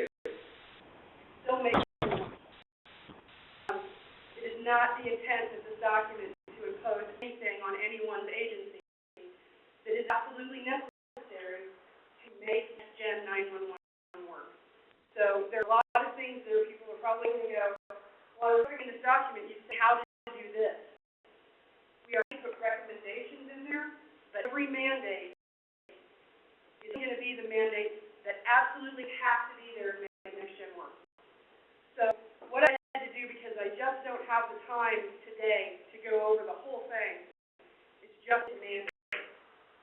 welcome to document, you're welcome to email me, email Ken, let us question, and we will answer them as best we can. But right now, I'm just gonna hit what the document says has to do. Remember, this is still open for interpretation, so if anything I talk about today or anything you see in the document, the word shall attached to it, if anything riles you up or makes you think, my God, this won't possibly work for us, make sure you communicate it, because there's still some flexibility in it. First, inside NENA standard, they have what are called mandatory attributes, conditional attributes, and optional attributes. If attribute is mandatory or conditional, you absolutely have to have it in your data. Even if you don't like that field, you have to have it in there. You can have up the size of that, but you absolutely have to have them listed. Otherwise, everything works together when we aggregate it all into one data set. All is a mandatory attribute, it has to be filled out. If it's default and it applies, it has to be filled out. And where that matters is like, for example, say you have, in one you have North 3rd Street, and then you have Main Street, which doesn't have a direction. That N is considered conditional. If you're on North 3rd Street, you have to have it filled out. You can't leave it off. But if you're doing it on Main Street, you don't have to fill that field out. Does that make sense for everybody? It's important to understand that the optional attributes don't even have to be in your data if you don't want them. If they're going to be of some difficulty to you, if you don't feel like you're going to fill them out and they're just crowding things up. I know for my personal data, I have moved some of it into this format, and it made a table that was that long into a table that was that long, and it's kind of to read. So some attributes, I may decide to toss once we get finished and go, look, I'm not keeping them in my data. I don't want them there. They're making my part. The document, I've had a lot of questions about this already, so I'm throwing it in there. In the document, for center lines and address points, it says that it is mandatory that they be continually updated, and I have had several people ask me already, what does continually mean? We're not really sure. I'd love to be able to answer the question. If county, you receive after a subdivision that is going to put in a new road, a worker out to work on that road and get hurt. And says, 911, I am working on 15th Street.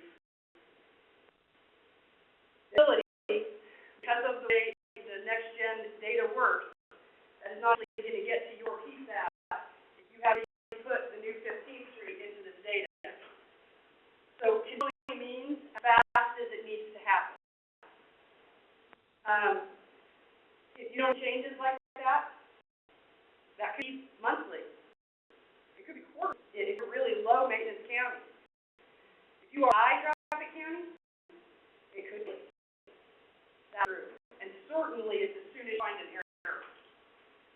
But the exact definition of continually updated won't be defined until we know what aggregation is going to look like. And what that means is until we know what you're going to need to do to send to update.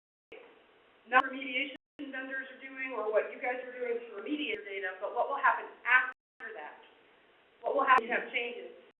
Until we know sure exactly what that looks like, I can't tell you what continually updated means.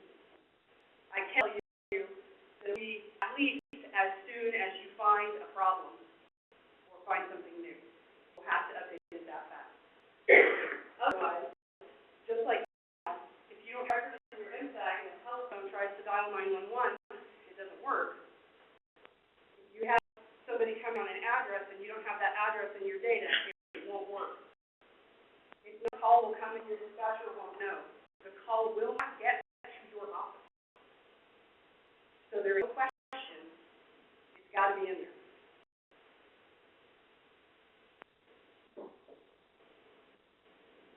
So these are questions that we have had a couple of times already too, so I'm going to hit them. In NENA's document, they have all of the attributes listed listed what are called domains. This is a limited list of values that that field can have in it. Nina has laid it as absolutely unequivocal. Domain, you use it, you use nothing else.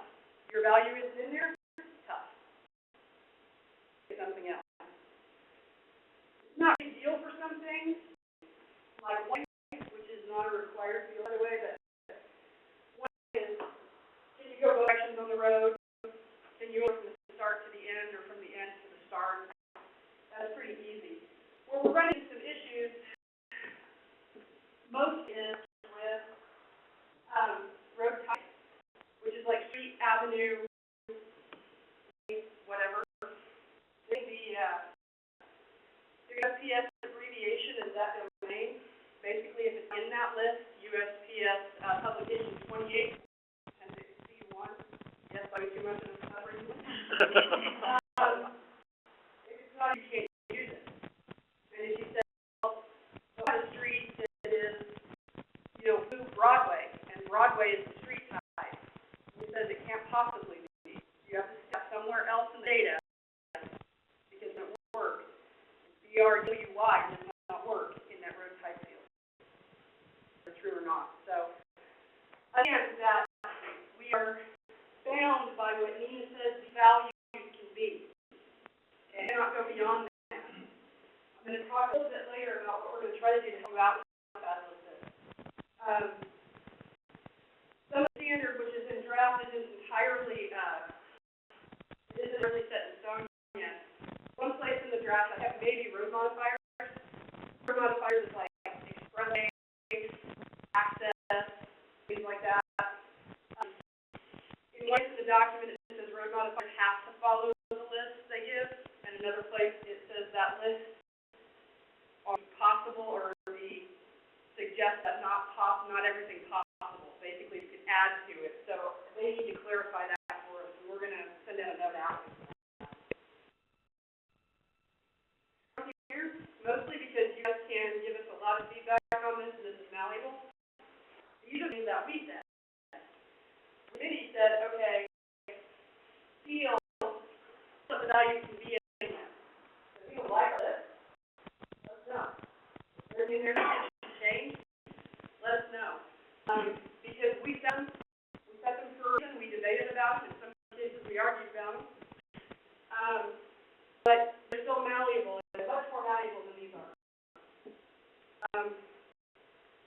There's data sewer, which is the data source within NINA, and that's what we call the agency responsible for the data. What we didn't want is when I fix something, I call it Dickinson County, GIS, and when else in my agency fixes something, they call it Dickinson County Emergency Communications, and when someone else fixes something, they just put DCO, and then the year has a hard time figuring out who actually made the change to the data, so we came up with a list. Road surface is not something NINA included, but we anticipate that eventually people are going to want to make a private drive down some of these roads. So we would know when they are minimum maintenance, or when they do not this, or when they are, meaning they might be a little bit difficult in the rain. That list is not big and complex like what KDOT might use. All it is paved, gravel, soil, code, meaning it's not real, and maintenance, meaning it's legally declared minimum maintenance, which I'll venture at your own risk. You've never seen one of that. Does that make sense to everybody?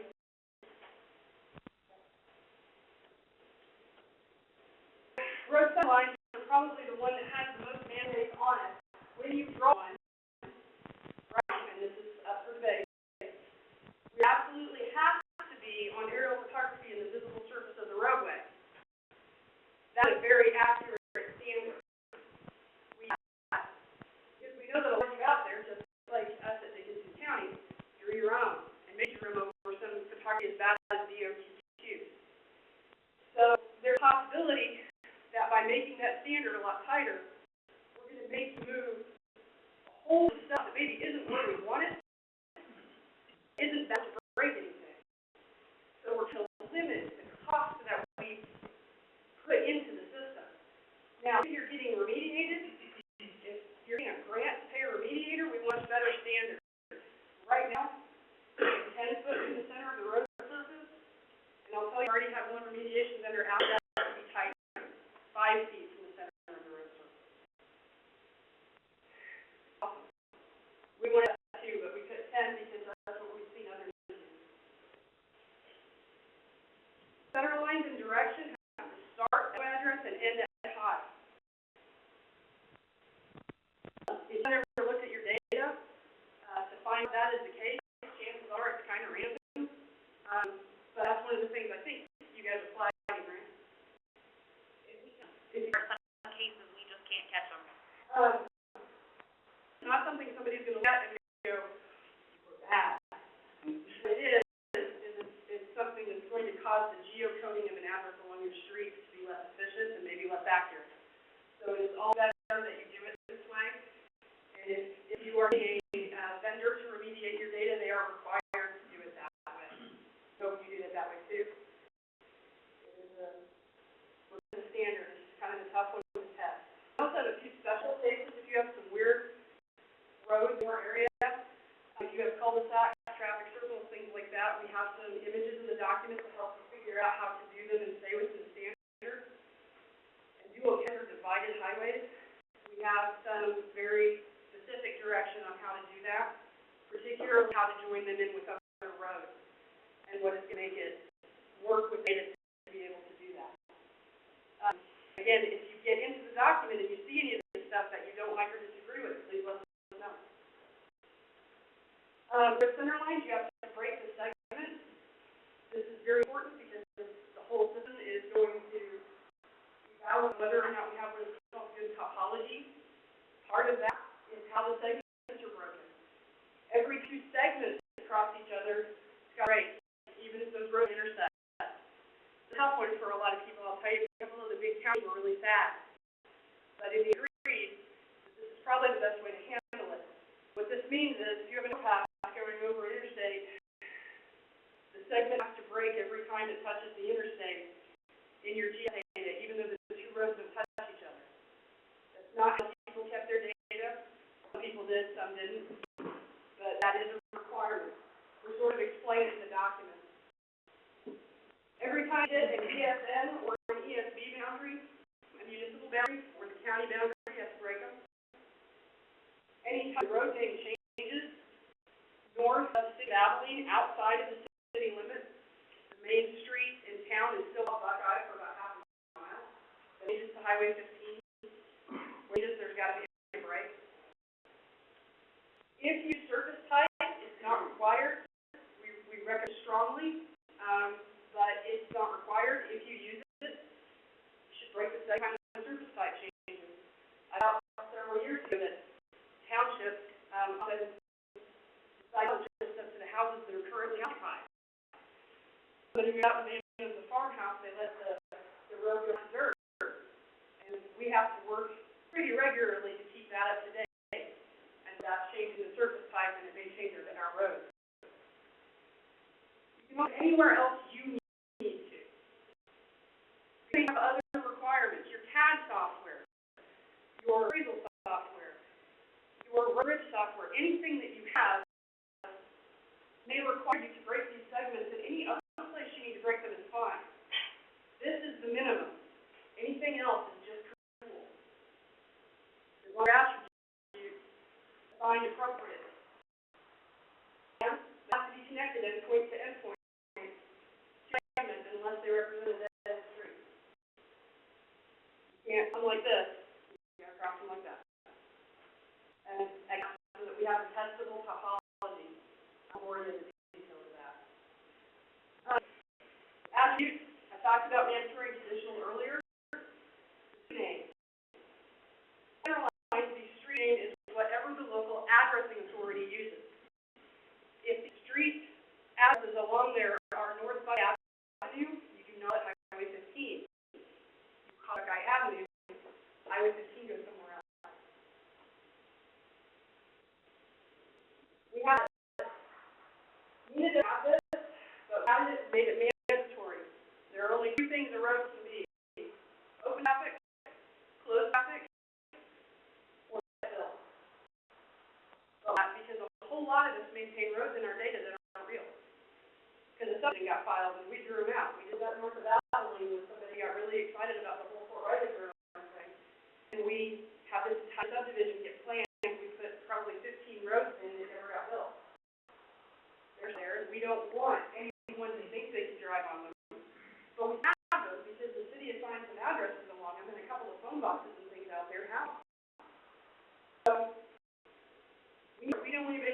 drive on them, and we want to know that they're not current roads, so not built.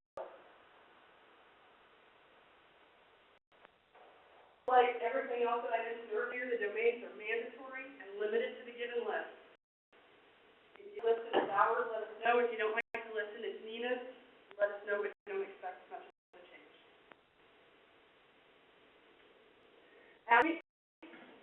All public and private addressable structures is a minimum. So if you have other things, it's up to you.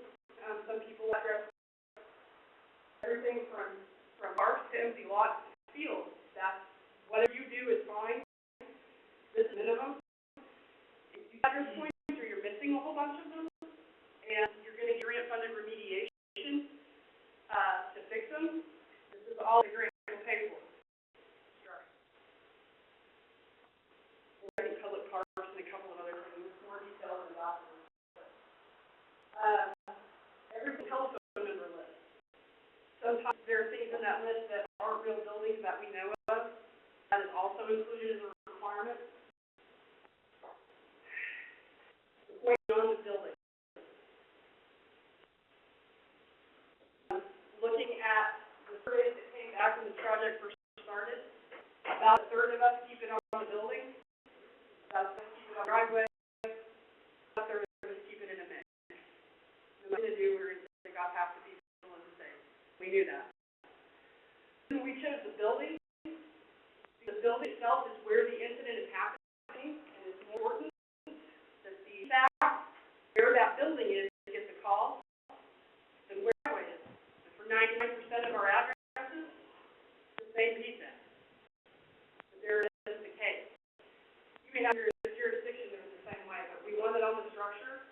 If you would like to keep one on the driveway as well, we have instructions in there for how to do it, and we do recommend that people do that, especially if you've got long driveways.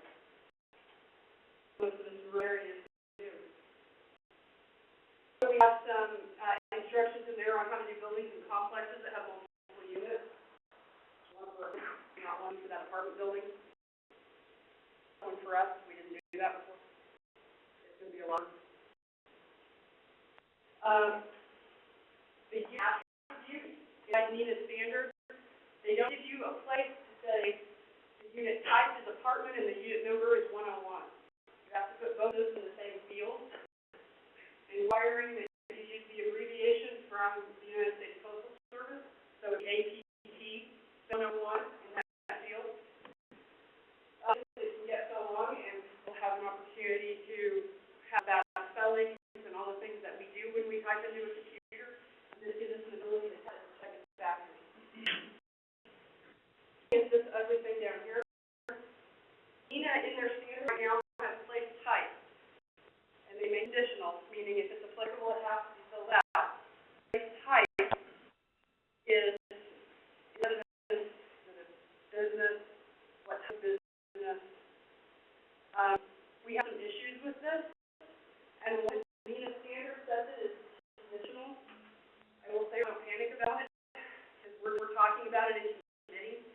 One, kind of not huge necessary for next-gen 911 routing, and two, the list they chose is incomplete. It doesn't address things that we care about very much, like cell towers, things we care about very much, like even most business types. Doesn't include. Talk about whether the point is on top of the multi-unit structure, just talk about anything. So I can communicate with NENA and see what we can get some more definition on that one. So NENA has conditional, it's in our document. NENA says that right now it's kind of in flux. I think would be the best way to describe it. Layers that are required, but they are polygons, and that makes them a little bit easier for some of us. The authoritative boundaries and the ESNs can have no overlap in your data. They have to butt up against each other. They have gaps where appropriate. For most of us, that's 0.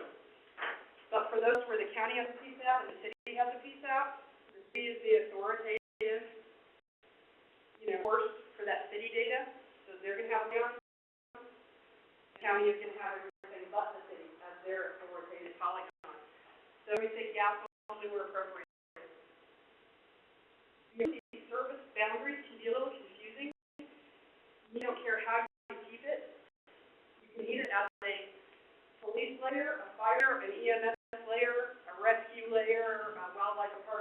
house you maintain, or you keep it all as one. And we have a little bit of instruction in the book on how to keep it all as one. Essentially, if you keep it on and you only keep police, fire, and EMS, the designated layer is your ESN layer. It's the same layer. At our county, we have a rescue squad, there's 3 rescue squads, a lot more fire departments than that. We have to, in order to get the right dispatch to say a traffic accident with injuries or anyone that we need a rescue squad, we have to have an additional layer that they don't include. So we use aggregated layer, but there's description in there. You're welcome to choose whatever is best for your county. If you have any questions about that or need discussion, I'm happy to talk with whomever about how to kind of make that call. Highway stable, road benefits address is North Buckeye Avenue. You don't call it Highway 15. The road is stable is where you say that's also Highway 15. That's also where you say, for example, if you have a stretch of road that is Business 56 and US 77 and something else, this is where you put each one of those individual names. There's a stretch that has to do that in the manual.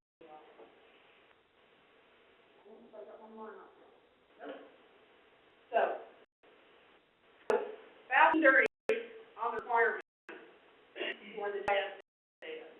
For the documents and that, but do they have any immediate questions I can help with? Was that cool, or you guys? I got one, you know, for instance,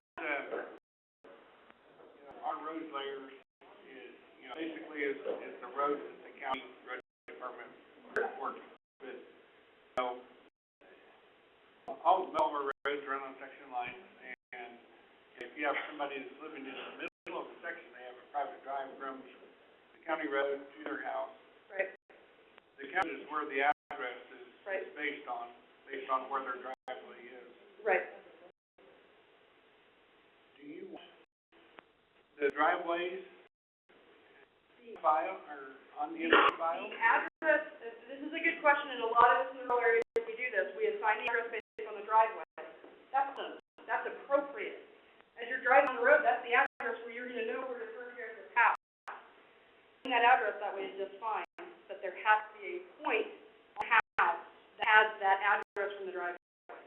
You can have a point on the driveway if you like, and in the guide, what we suggest is that the one has a primary tag. It's an attribute in there. You set it as a primary, and then you can another point for access, and use that flag to access, so that you have, you know, one for each type of point. The reason for that flag is because this is kind of important. It is checked at that address point layer. There are 2 points with exactly the same address, which is what we're talking about. The next gen stuff won't work correctly. So we only want 1 point in the big statewide data set.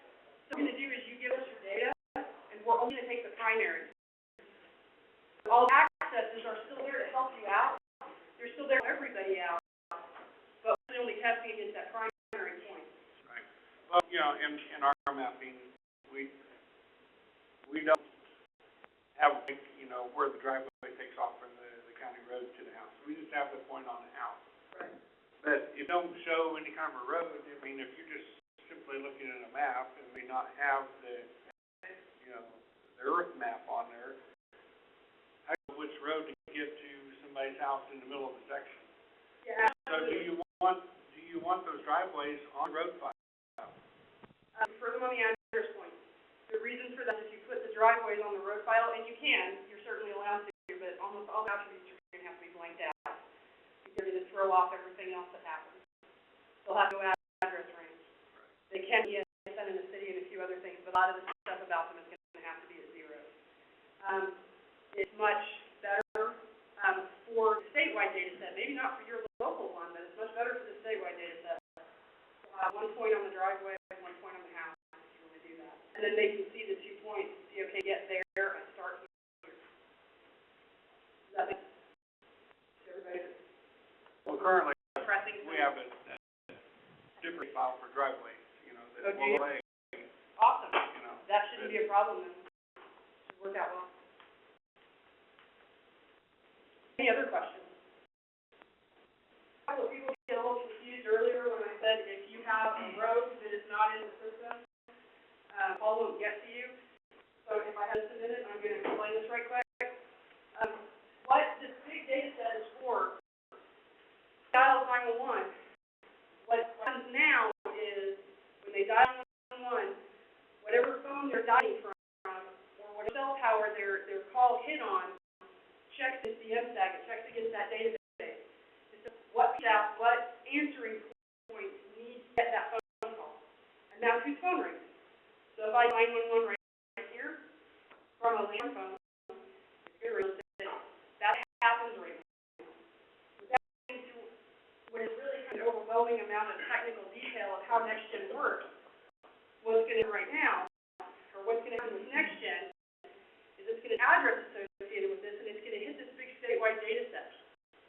And if it not finds that address in existence in the statewide data set, it's going to go. And it's not going to go anywhere. I'm sure will be an error handling method within there, but it's certainly not going to go here in Garden City, where it needs to be. That's why if you have a street, even a street that's being built, you have to have it in a statewide data set. That's a whole thing that any of us have ever had to do before. And it's a big, big change. And frankly, as a local person, and a local GIS person, this has come across very, very quickly. We all knew it was coming some diaphanous future, but we didn't understand exactly what it meant. And I know it's strange that we're standing here today saying, no, you have to, and this is how time critical it is. But unfortunately, no, you have to. And this is how time critical it is. Yes, sir. Yeah, Mary, down there, we've got several sections of ground. There's no roads.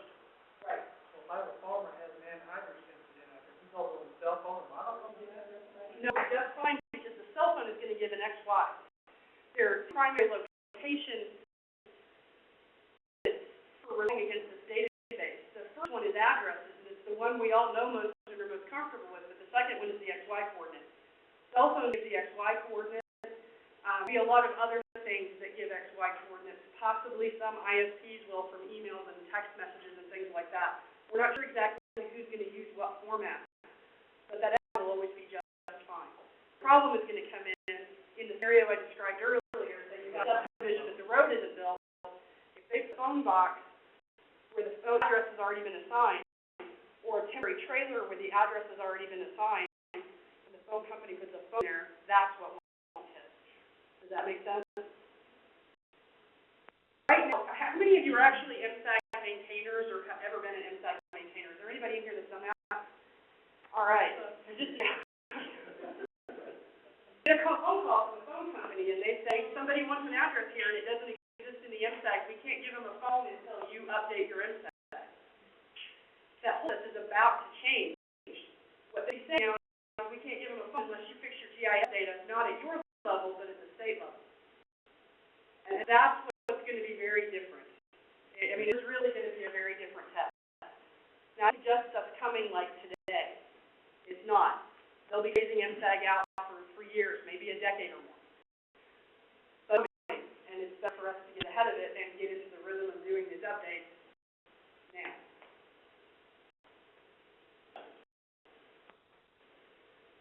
Cool. Then one for you guys. This was fast and dirty in this data model. How many of you would be interested in having a more detailed discussion about it? Very funny. How many of your GIS people would that? GIS want to know, yeah. How many of you think your GIS people would want that? I think this would probably be a better question. Okay. Yeah. Okay. It would happen today, and that you would know it was coming, so you would have to attend if you weren't interested. We're just curious about what the interest would be in discussing this in more detail. At that point, I will warn you, everything is going so fast, likely at that point we would not be discussing a document that was still in draft. We would be discussing a finished document. But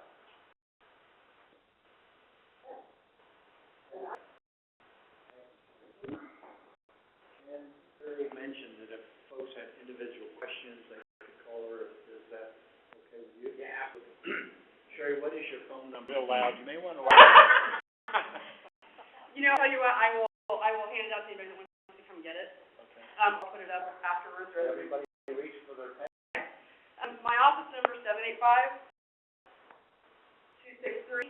785-263-3120.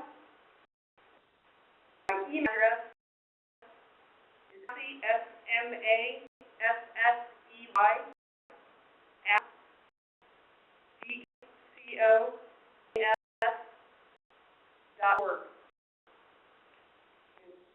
Call me at lunch, you might want to send my boss a thank you card, because he's being good enough to let me answer all my questions. You're welcome. Okay, I want to talk a little bit about project management. My name is Randall White, I'm the program manager, and here's a time frame that you can expect.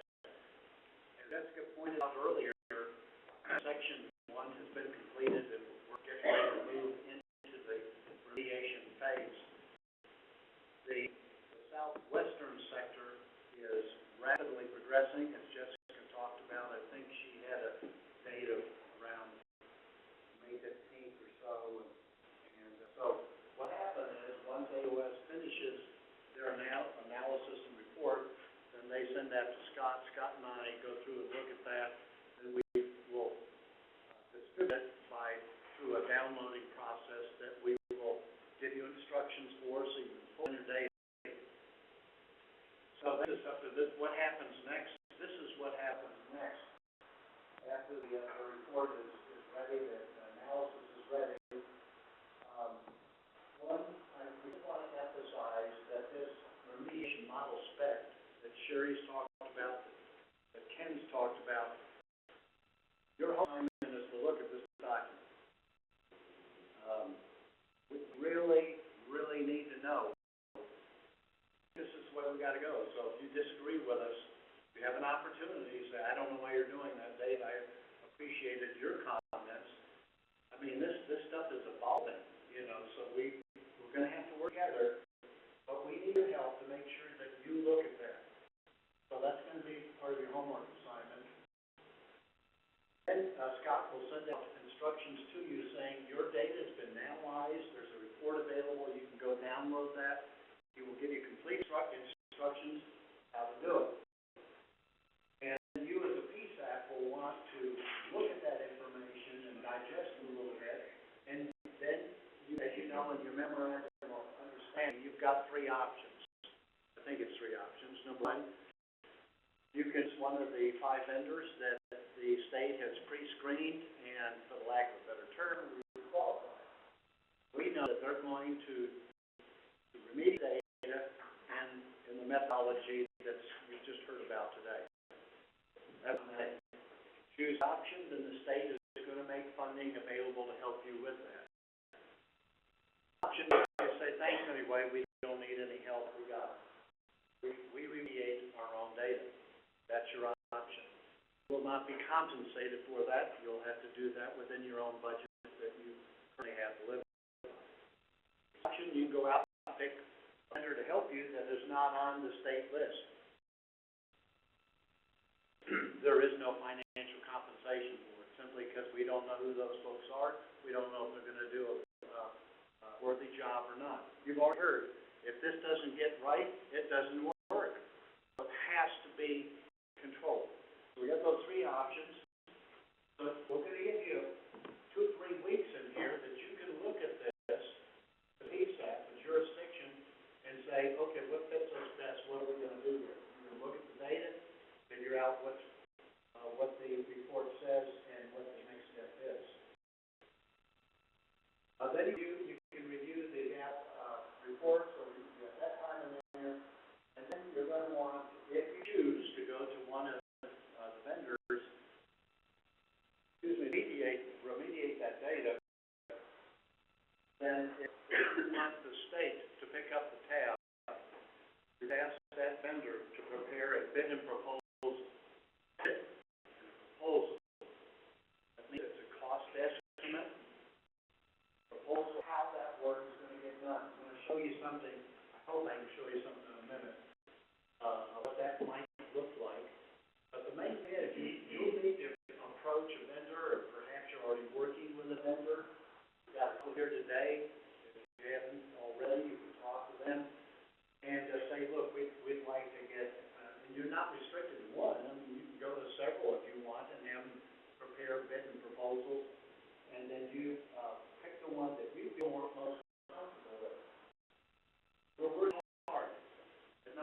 to jam anything down anybody's throat.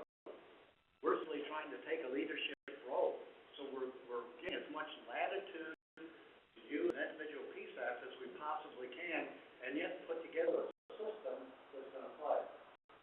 So once you've selected the vendor and the bidding proposal that you like, you'll send that to Scott. And Scott will review that, and we'll probably collaborate on it somewhat to see if it makes sense. I know you'll be real interested in the money. I'm going to be real interested in this project plan. Project plans, who's going to do it, how long is it going to take, and then how much is it going to cost. So there'll be 4 criteria that we'll be looking at. We just want to make sure that you don't start work and you don't have a plan to go with it, and if you end up spending a lot of money. We don't have unlimited funds. There are states that don't have the funding that we have that are really struggling to get NG911 turned up. So we've got to be careful about the funding. We have an obligation to the state to be cautious with that.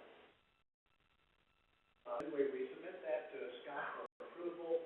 Once Scott authorizes it, the bid proposal, he'll contact me. I'm going to issue a piece of paper, document, that tells the vendor, and you'll get a copy of it, says you're authorized to go ahead and start work. I will take the bid and proposal. I'm going to put the dates, I'm going to put the amounts in there. So that piece of paper tells the vendor you're authorized to start on this date, you expect to be finished on this date. They're going to have 3 people working on the remediation of data, and it's going to cost X amount of money. We're doing that to make sure there's a clear understanding before we open the gate and start writing checks. Everybody knows what we're going to do. So that's that work package that we're going to release, and that work package is used later to say, okay, what's the data remediated to the standards that the state is proposing? If the answer is yes, then the vendor gets paid for that. That's important, and Ken's already addressed the imagery thing. The imagery request for a proposal is very close to closing out. We'll start evaluating that. We want to use that imagery to augment the data process. We're kind of killing 2 birds with 1 stone, and financially that's more efficient for us. But anyway, here's the timeline. Once you can download the gap analysis to the time that we're going to authorize the work package to start, could be up to 6 weeks, maybe faster, depending on how quickly we put it together. But we want to give you a sense, because once Jessica and her team finishes with the analysis, then these are the next steps that we'll be putting into place. How about on the workflow, on the timeline? Does it make sense? I think we may have not thought of. Okay, great. See if I got something else to show you here. So I told it about that already. If I get out of this, will the connection stay up? Yeah, a PowerPoint? That's Yeah, everybody's gonna see your desktop though, is that okay? okay.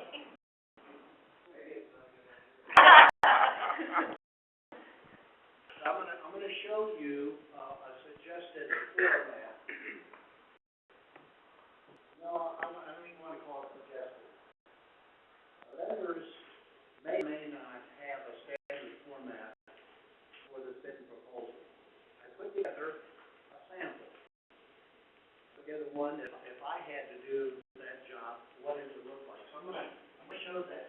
Just bear with me a minute as I get out of here and see if I can bring something up that makes sense.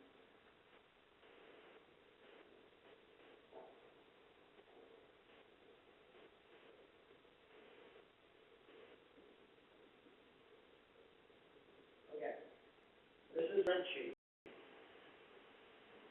Which makes it easy because it does all the math and arithmetic and stuff like that. But here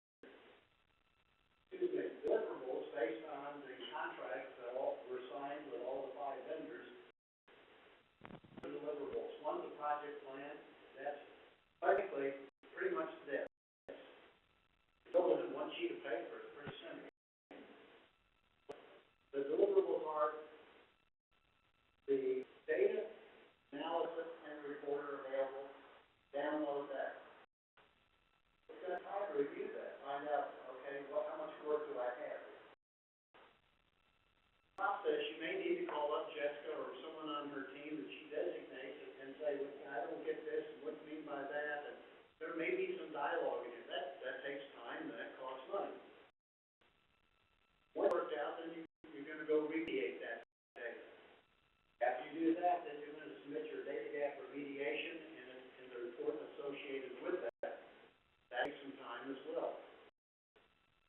And in the process of doing that, if you remember, the contract says something to the effect that will assist the QA vendor, that's AOS, you're gonna assist them if they have questions.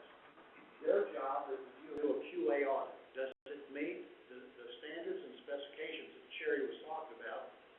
If not, then we get that reconciled.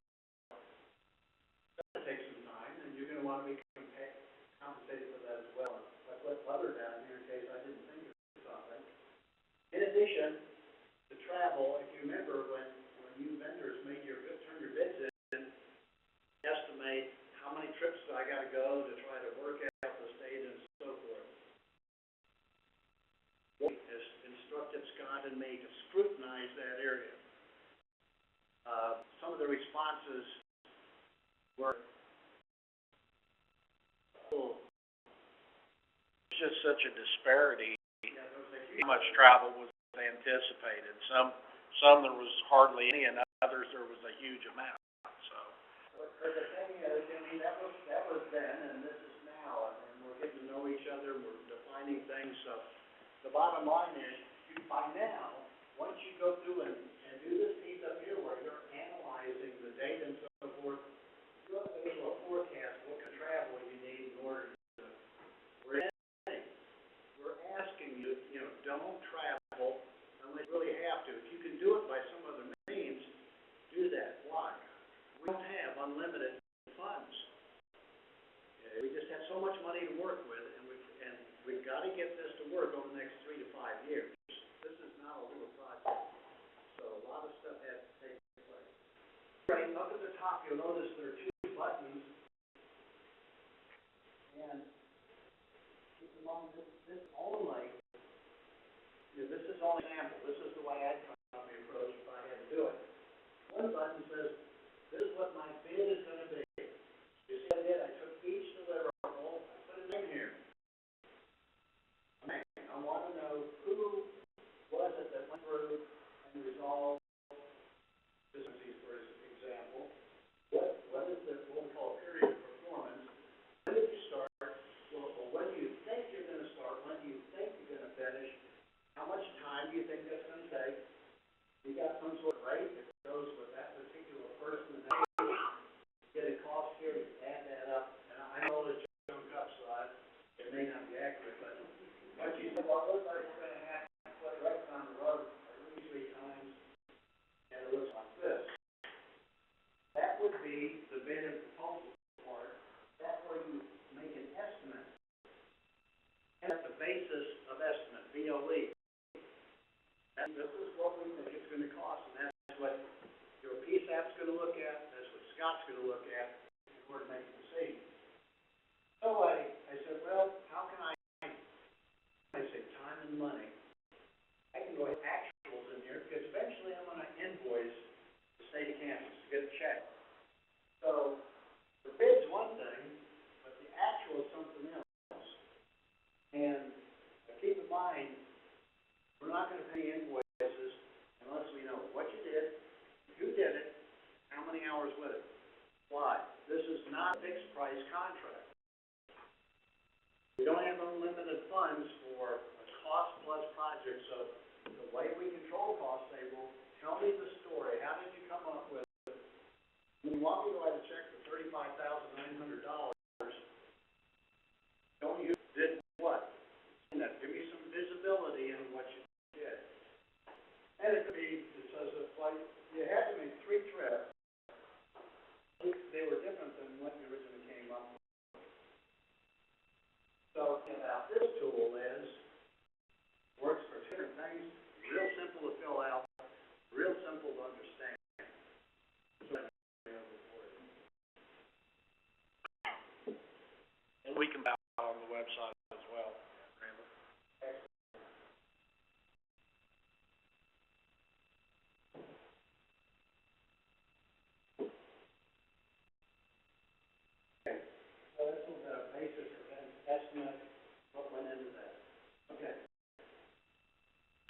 Any questions on the project management part before I give you your homework assignments?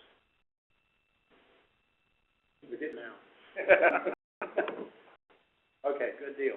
I just want to run through some action items that I picked up from today's meeting so everybody knows what we were going to do. There's some things we have to do, some things we'd like you to do. Item number 1 was the Tri-Tech support. Scott already addressed that, having talked to Walt, and she varies her name. If they get stuck, they call her directly. Is that right, Scott? Anybody need that phone number or name? Everybody get Scott? Okay, good. So that pretty much closed that one out. Okay, action homework assignment was relative to the data model that Ken's team has put together. We've asked you, please get a copy of it. Read through that. I know big document has a lot of detail, but if you decide to remediate data on your own, you're going to have, that's the Bible. We got to go by that. That's not what sent out in email. Yeah, that is. Okay. Yeah. Did not get that. I know like 5 or 6 of you said, well, I never saw that. Maybe it was sent to somebody else in your organization. So you check with them, or Scott is going to post it, or call Scott. He'll get you a copy. But it's an important document. Your homework assignment, we went through a lot of work to put that thing together. We're going to live and die by it. So your homework assignment is to read it and understand it. And I mean, it was very open. If you disagree, call up and say, where did you come up with this? It doesn't make sense. So got that down. Ken, they're going to send that to you or Sherry, or how do you want to work that? I'd say directly to Sherry. She has to keep the document. Okay. Yeah. Answer the question. Directly to Sherry. What I would do likely is if I'm getting a bunch of the same questions and I need to sort of blast everybody out with this is why we did this. Almost everything that's in that document, I promise we cut and discuss a little bit, so it's going down like I'm just defensive, but the truth is I'm just trying to explain where we got it from. If you disagree, please feel free to and let us know. Great, I understand what you were saying, but I don't care. It's still wrong. Please go ahead and kick that back to us. We're happy to know that. And we're happy to consider that. The document, once it gets going, it's what we're going to be sending out to people who are building hardware and software, and it can be changed a whole lot after that. So we read those comments real fast. So please read your city of opportunity, and don't be shy, be decided, we're fine with that. The good news is most of these people are in law enforcement. So when we say the law says, they're going to know how to handle that. Okay, your next homework assignment, this is an important one. Scott is working with a person on the council who has been assigned training. Heard Ken mentioned earlier in the talks, we've got to roll out training. That's why Walt has appointed someone to head that up. We think we kind of know what that looks like. There's a line that goes in with NG911. You heard a whole bunch of training today. And, you know, when Sarah gave her talk through on MSAG and Alley, and Sherry's done her thing on the Model Data, so you're getting some training. It's happened. We hope you think of some sort of training that you think is relevant to NG911. Would you email to Scott, or you can send it to me, whichever one you want, but particularly to Scott, so Scott can give that to the lady that's heading up training on the council. I have a feeling that she's going to go out and do a good job of putting some sort of training plan together, but we hear from you. That's your homework assignment. You got to write that down. You think of what training you would like. Plus at us a year from now, if you say, well, you never gave me any training and blah, blah, because I'm going to come around back and say, did you turn that in? Well, not really. I said, well, then we didn't put it in there. Well, this is going to be set up real similar to the way the system works now, as far as we get our information to PSAP or the dispatchers. Basically, it's not the system now, or what? I mean, I don't know this. For the most part, yeah, I it's going to appear, at least for right now, through actual I3 services coming on, it's gonna stay exactly the same from your dispatcher's point of view. And everything is gonna work just the way it does. Maybe a new software that they're using, so the look may be just a little different, but all of the information that they're using. It's kinda hard for us to give any info on that training, we don't even know what's what we need. I think what we need to know is what kind of training do you see as being important to dispatch in the future? Because training plan and the minimum training recommendations that are gonna come out from council are basically going to cover dispatch top to bottom. So probably some basic GIS training is one thing. Some basic call handling techniques. All of those things that go into the skill set that you have to have for a dispatcher need to be included in the training plan. The speaks on training on the call handling software itself. That's kind of an overarching for the training, but the specifics of that will be developed as we know what the software is, and the council will put together the elements of that training and outline it. What we're looking for is training topics more from you guys. For example, maybe you guys represent a jurisdiction, maybe somebody's actually doing their MSAG work that's not here today. We need to make that available to them. Or maybe you heard about maintaining GIS data. Maybe not the person that should have been here today, Yes, we'd like to have another course in GIS, or, we need help with MSAG and Alley, and just let us know what you need. We'll come up with what we think you need, but we want you to have the opportunity as well.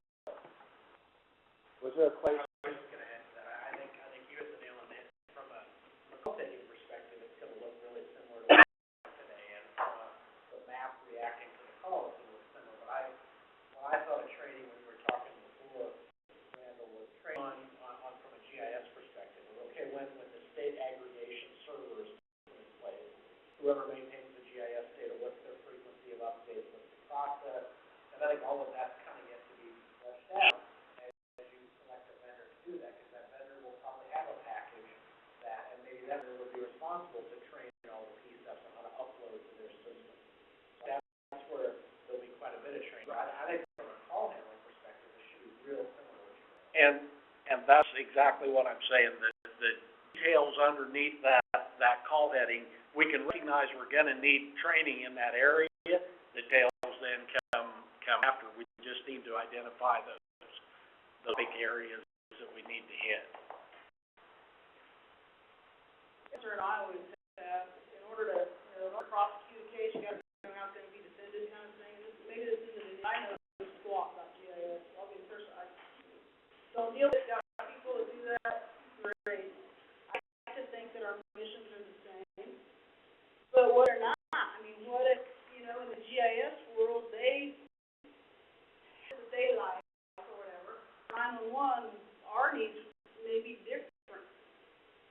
So the discrepancy, maybe they don't want to do, take Finney County's data of what you use for the appraiser and, all the county and city departments and put some of this stuff in there. It messes up. That's the case. I'm just saying that I think that's a possibility in some jurisdictions, because especially those of us who worked in 911 work, right, you know how far apart this world can be. Some they're margin and step. In some counties, they'll be in different universes. So if there are in different universes, and I'm kind of talking to Stacey about it a little bit, what do you do? You squat with.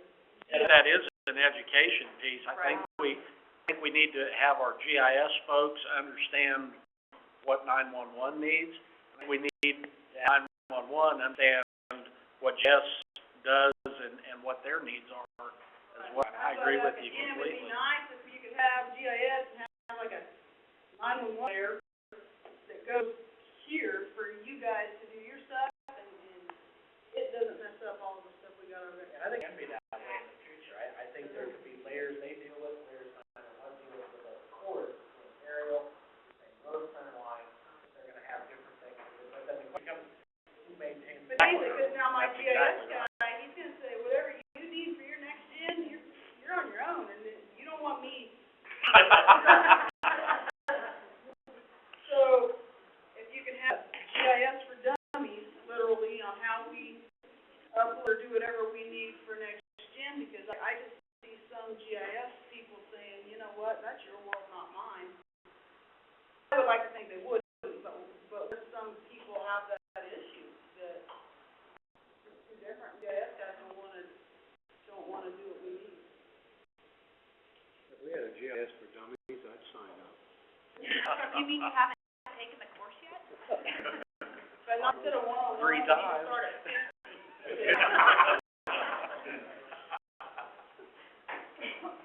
I don't wanna speak for everybody, because I'm not at that level of this, and I'll probably just make Ken cringe, kind of whatever I say, but, I think as we go forward, we're gonna be asking a lot of questions about how that's working out for you, and I think we're gonna be trying to communicate, through Scott, through our committee and everything, about how is this going and what is this looking like as it goes forward. You know, we may have to have more discussions like this, where, you know, you, your GIS person, and maybe, you know, at your county or some sort of document we could give you to go to your commission and go, we gotta have this, and we need some help getting this cooperation. It's gonna be, I think, variable across the state. Every county is gonna be a unique situation, so if you are facing major issues, I think the best thing is to communicate, especially, I'll pick on Scott, but especially communicate with him, because he's kind of coordinating how all that happens. And do everything we can to at least provide the education to let them know what difficulty is coming out of this and what's expected in the future. I mean, we want to be there to support that as much as we possibly can. We understand there's going to be communications issues some places. What missed? What would you have liked to have heard today that maybe you feel like I didn't hear?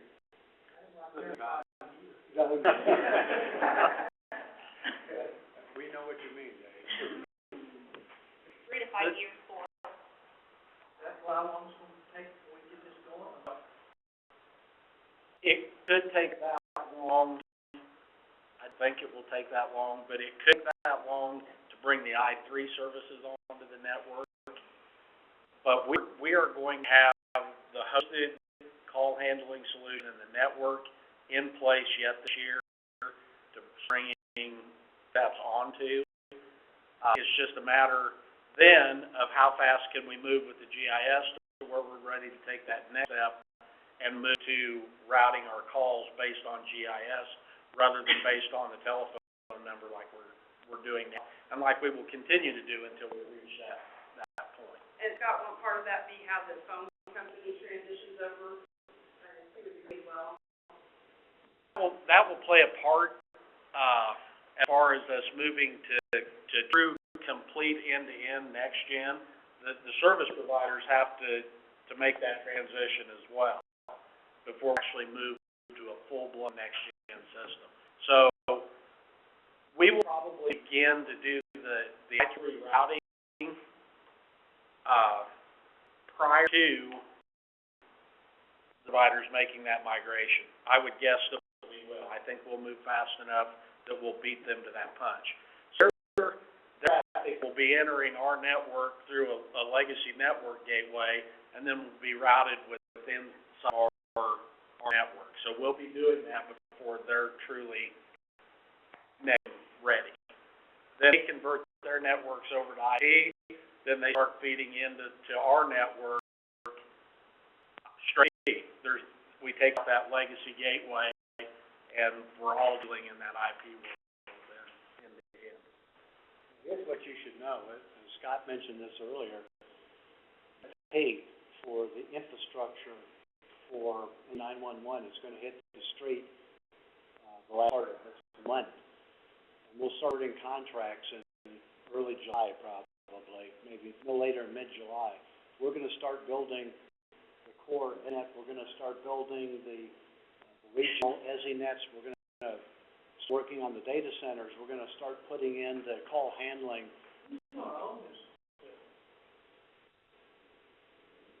And council will own the equipment, and then they'll cost recover through monthly subscription fees to the PSAPs. That's how we'll keep the product, and that's the cost model that's being proposed at this point. So when we were talking to the father and AOS, they said, they just take care of all the hardware and it goes to them, we don't have a package, servers or whatever, was architect, was that even looked at? It's basically the exact same model, except it's on a statewide basis instead of a regional basis. If we would wait and go on the state basis, then we would be paying the state instead of from a vendor, you know, from like AOS or. It should be cheaper, because there's a lot more seats, and I think all of them have told you, it's a per seat basis that establishes the cost. If you're spreading out over the entire state, it should be considerably cheaper than 18 PSAPs. So then you're looking at, we're letting us have whatever we want in our own PSAP as long as it can tie into whatever you guys have on the state network. And you're absolutely free to do that if you want to do that. The cost is going to be higher than it would be if you wait and come on to the hosted solution. You know, I have the hosted solution, I'm not about actual hardware in the comm center. I could have a phone on it or as long as it networks through. Well, as far as admin phone, yeah, that's totally your decision. Even if the 911 phone ends and it's still being part of the state. Yeah, the 911 telephony will be the backroom equipment that you're all used to now will sit in the data centers on the network, and then you're connected to that via IP to a workstation. And depends on which vendor wins the contract for the call handling solution. Some of those use just commercial off the shelf. Go down to Walmart, buy this computer, and you're ready to go. Others have specifications for their workstations. But one or the other, that hardware will be delivered to your center, plugged into the network, and be operating off of that for your 911 telephony if you become part of the statewide solution. That's the question I pose to you. Well, like, what if you pick a vendor that I've had nothing but heartache and trouble with, and now you're mandating that that's the stuff I got put in my district? We're not saying anything. We're saying that is the state solution. Yeah. If you want to go the other route, you're free to do that. It's costly. Absolutely. Is the state solution going to be the last one? Or are you going to have a second virtual phone? There should be gateways to allow answering of the admin lines off of the 911 telephony rather than You're have talking to. about just one virtual phone monitor, one virtual phone. Right. feed. Okay. Yeah. Here's the risk. If you go and invent your own solution, if it doesn't interface with what the state's doing, it's not all play together. Now I'm not talking about the hosted solutions, because the hosted solutions that are currently offered by AOS and AT&T, we've looked at those, we've made it clear what they're going to roll out to people who are in trouble and want to go ahead and do something and sign up with an SLA or whatever to do something. They understand that system is going to have to interface with what we put in over the next 2-3 years.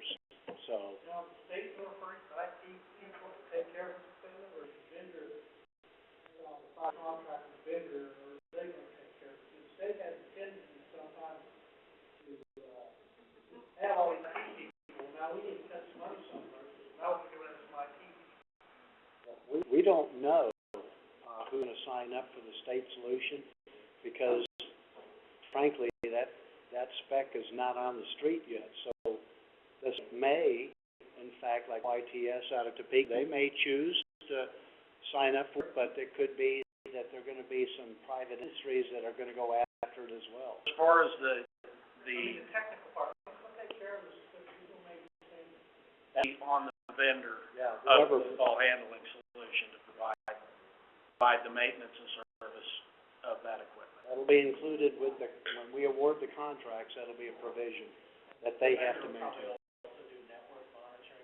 Yeah.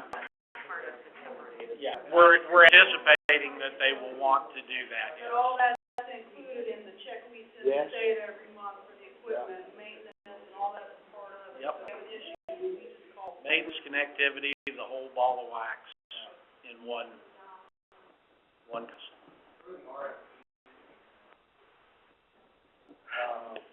Out to all of the major players, absolutely. If somebody that you want added to the list, you know, if you want to suggest TriTech, send their name right along.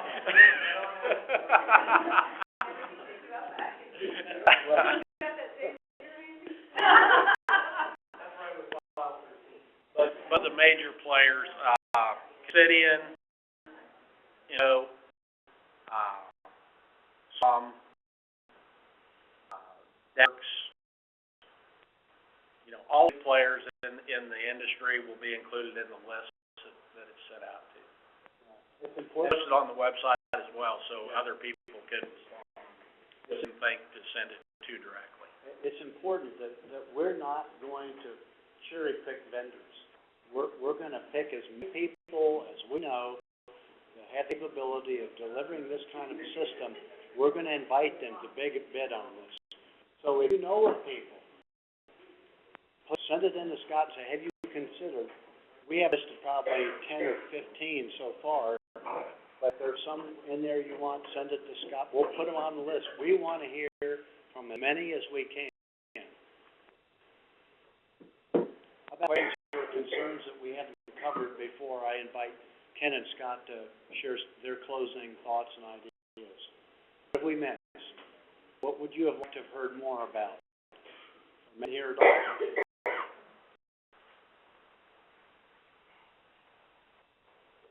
Okay, you want to, what thoughts you have?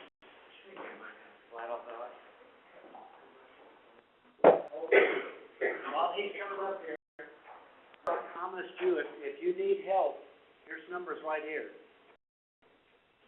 And Scott can probably send this out. You actually include that in the email. In the email? Okay.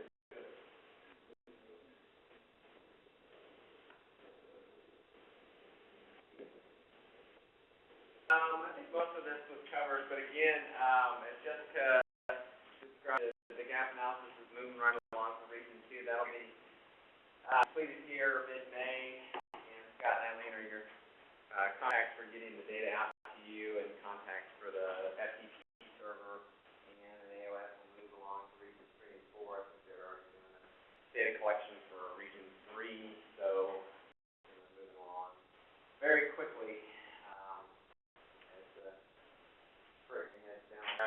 Track here again, statewide energy procurement. We're hoping to award contract here in May, and we'll get the in primarily through Scott, but through Eileen, we'll communicate with all the GIS contacts. Depending on who that contract is awarded to and the different lighting rules that surround that data, we'll sort of how we distribute that data. But our hope is that that's available to all state, county, local agencies, so not just for use within the PSAP. It's in every county, every municipality will have access to that data. So while the rush is to have it for remediation, that it's available for download, and it's also available as a web service. So if you're using something like ArcGIS Desktop, you can pull that in just as a web map service and start to use it. And again, the remediation guidance. Covered it pretty well, but if you have comments, send those to us before we kind of get locked into a final version of the document. To some extent, that'll, we will periodically revise that, but once we go into this active remediation phase, in the middle while the remediation vendors are, once they start working on it, we don't wanna make a change in the middle of their work package. And call, email, the numbers were up there, Scott will send them out. It's really a team effort. This is the largest GIS project I know I've ever been involved in. I know Eileen and I have talked about this, Sherry and I have talked about it, and Jen's nodding her head. We've been doing GIS for close to 20 years. This is a massive project. I mean, statewide, every county, all these GIS data layers, some which may be, out of daily, some which are 10 years out of date, some which don't even exist.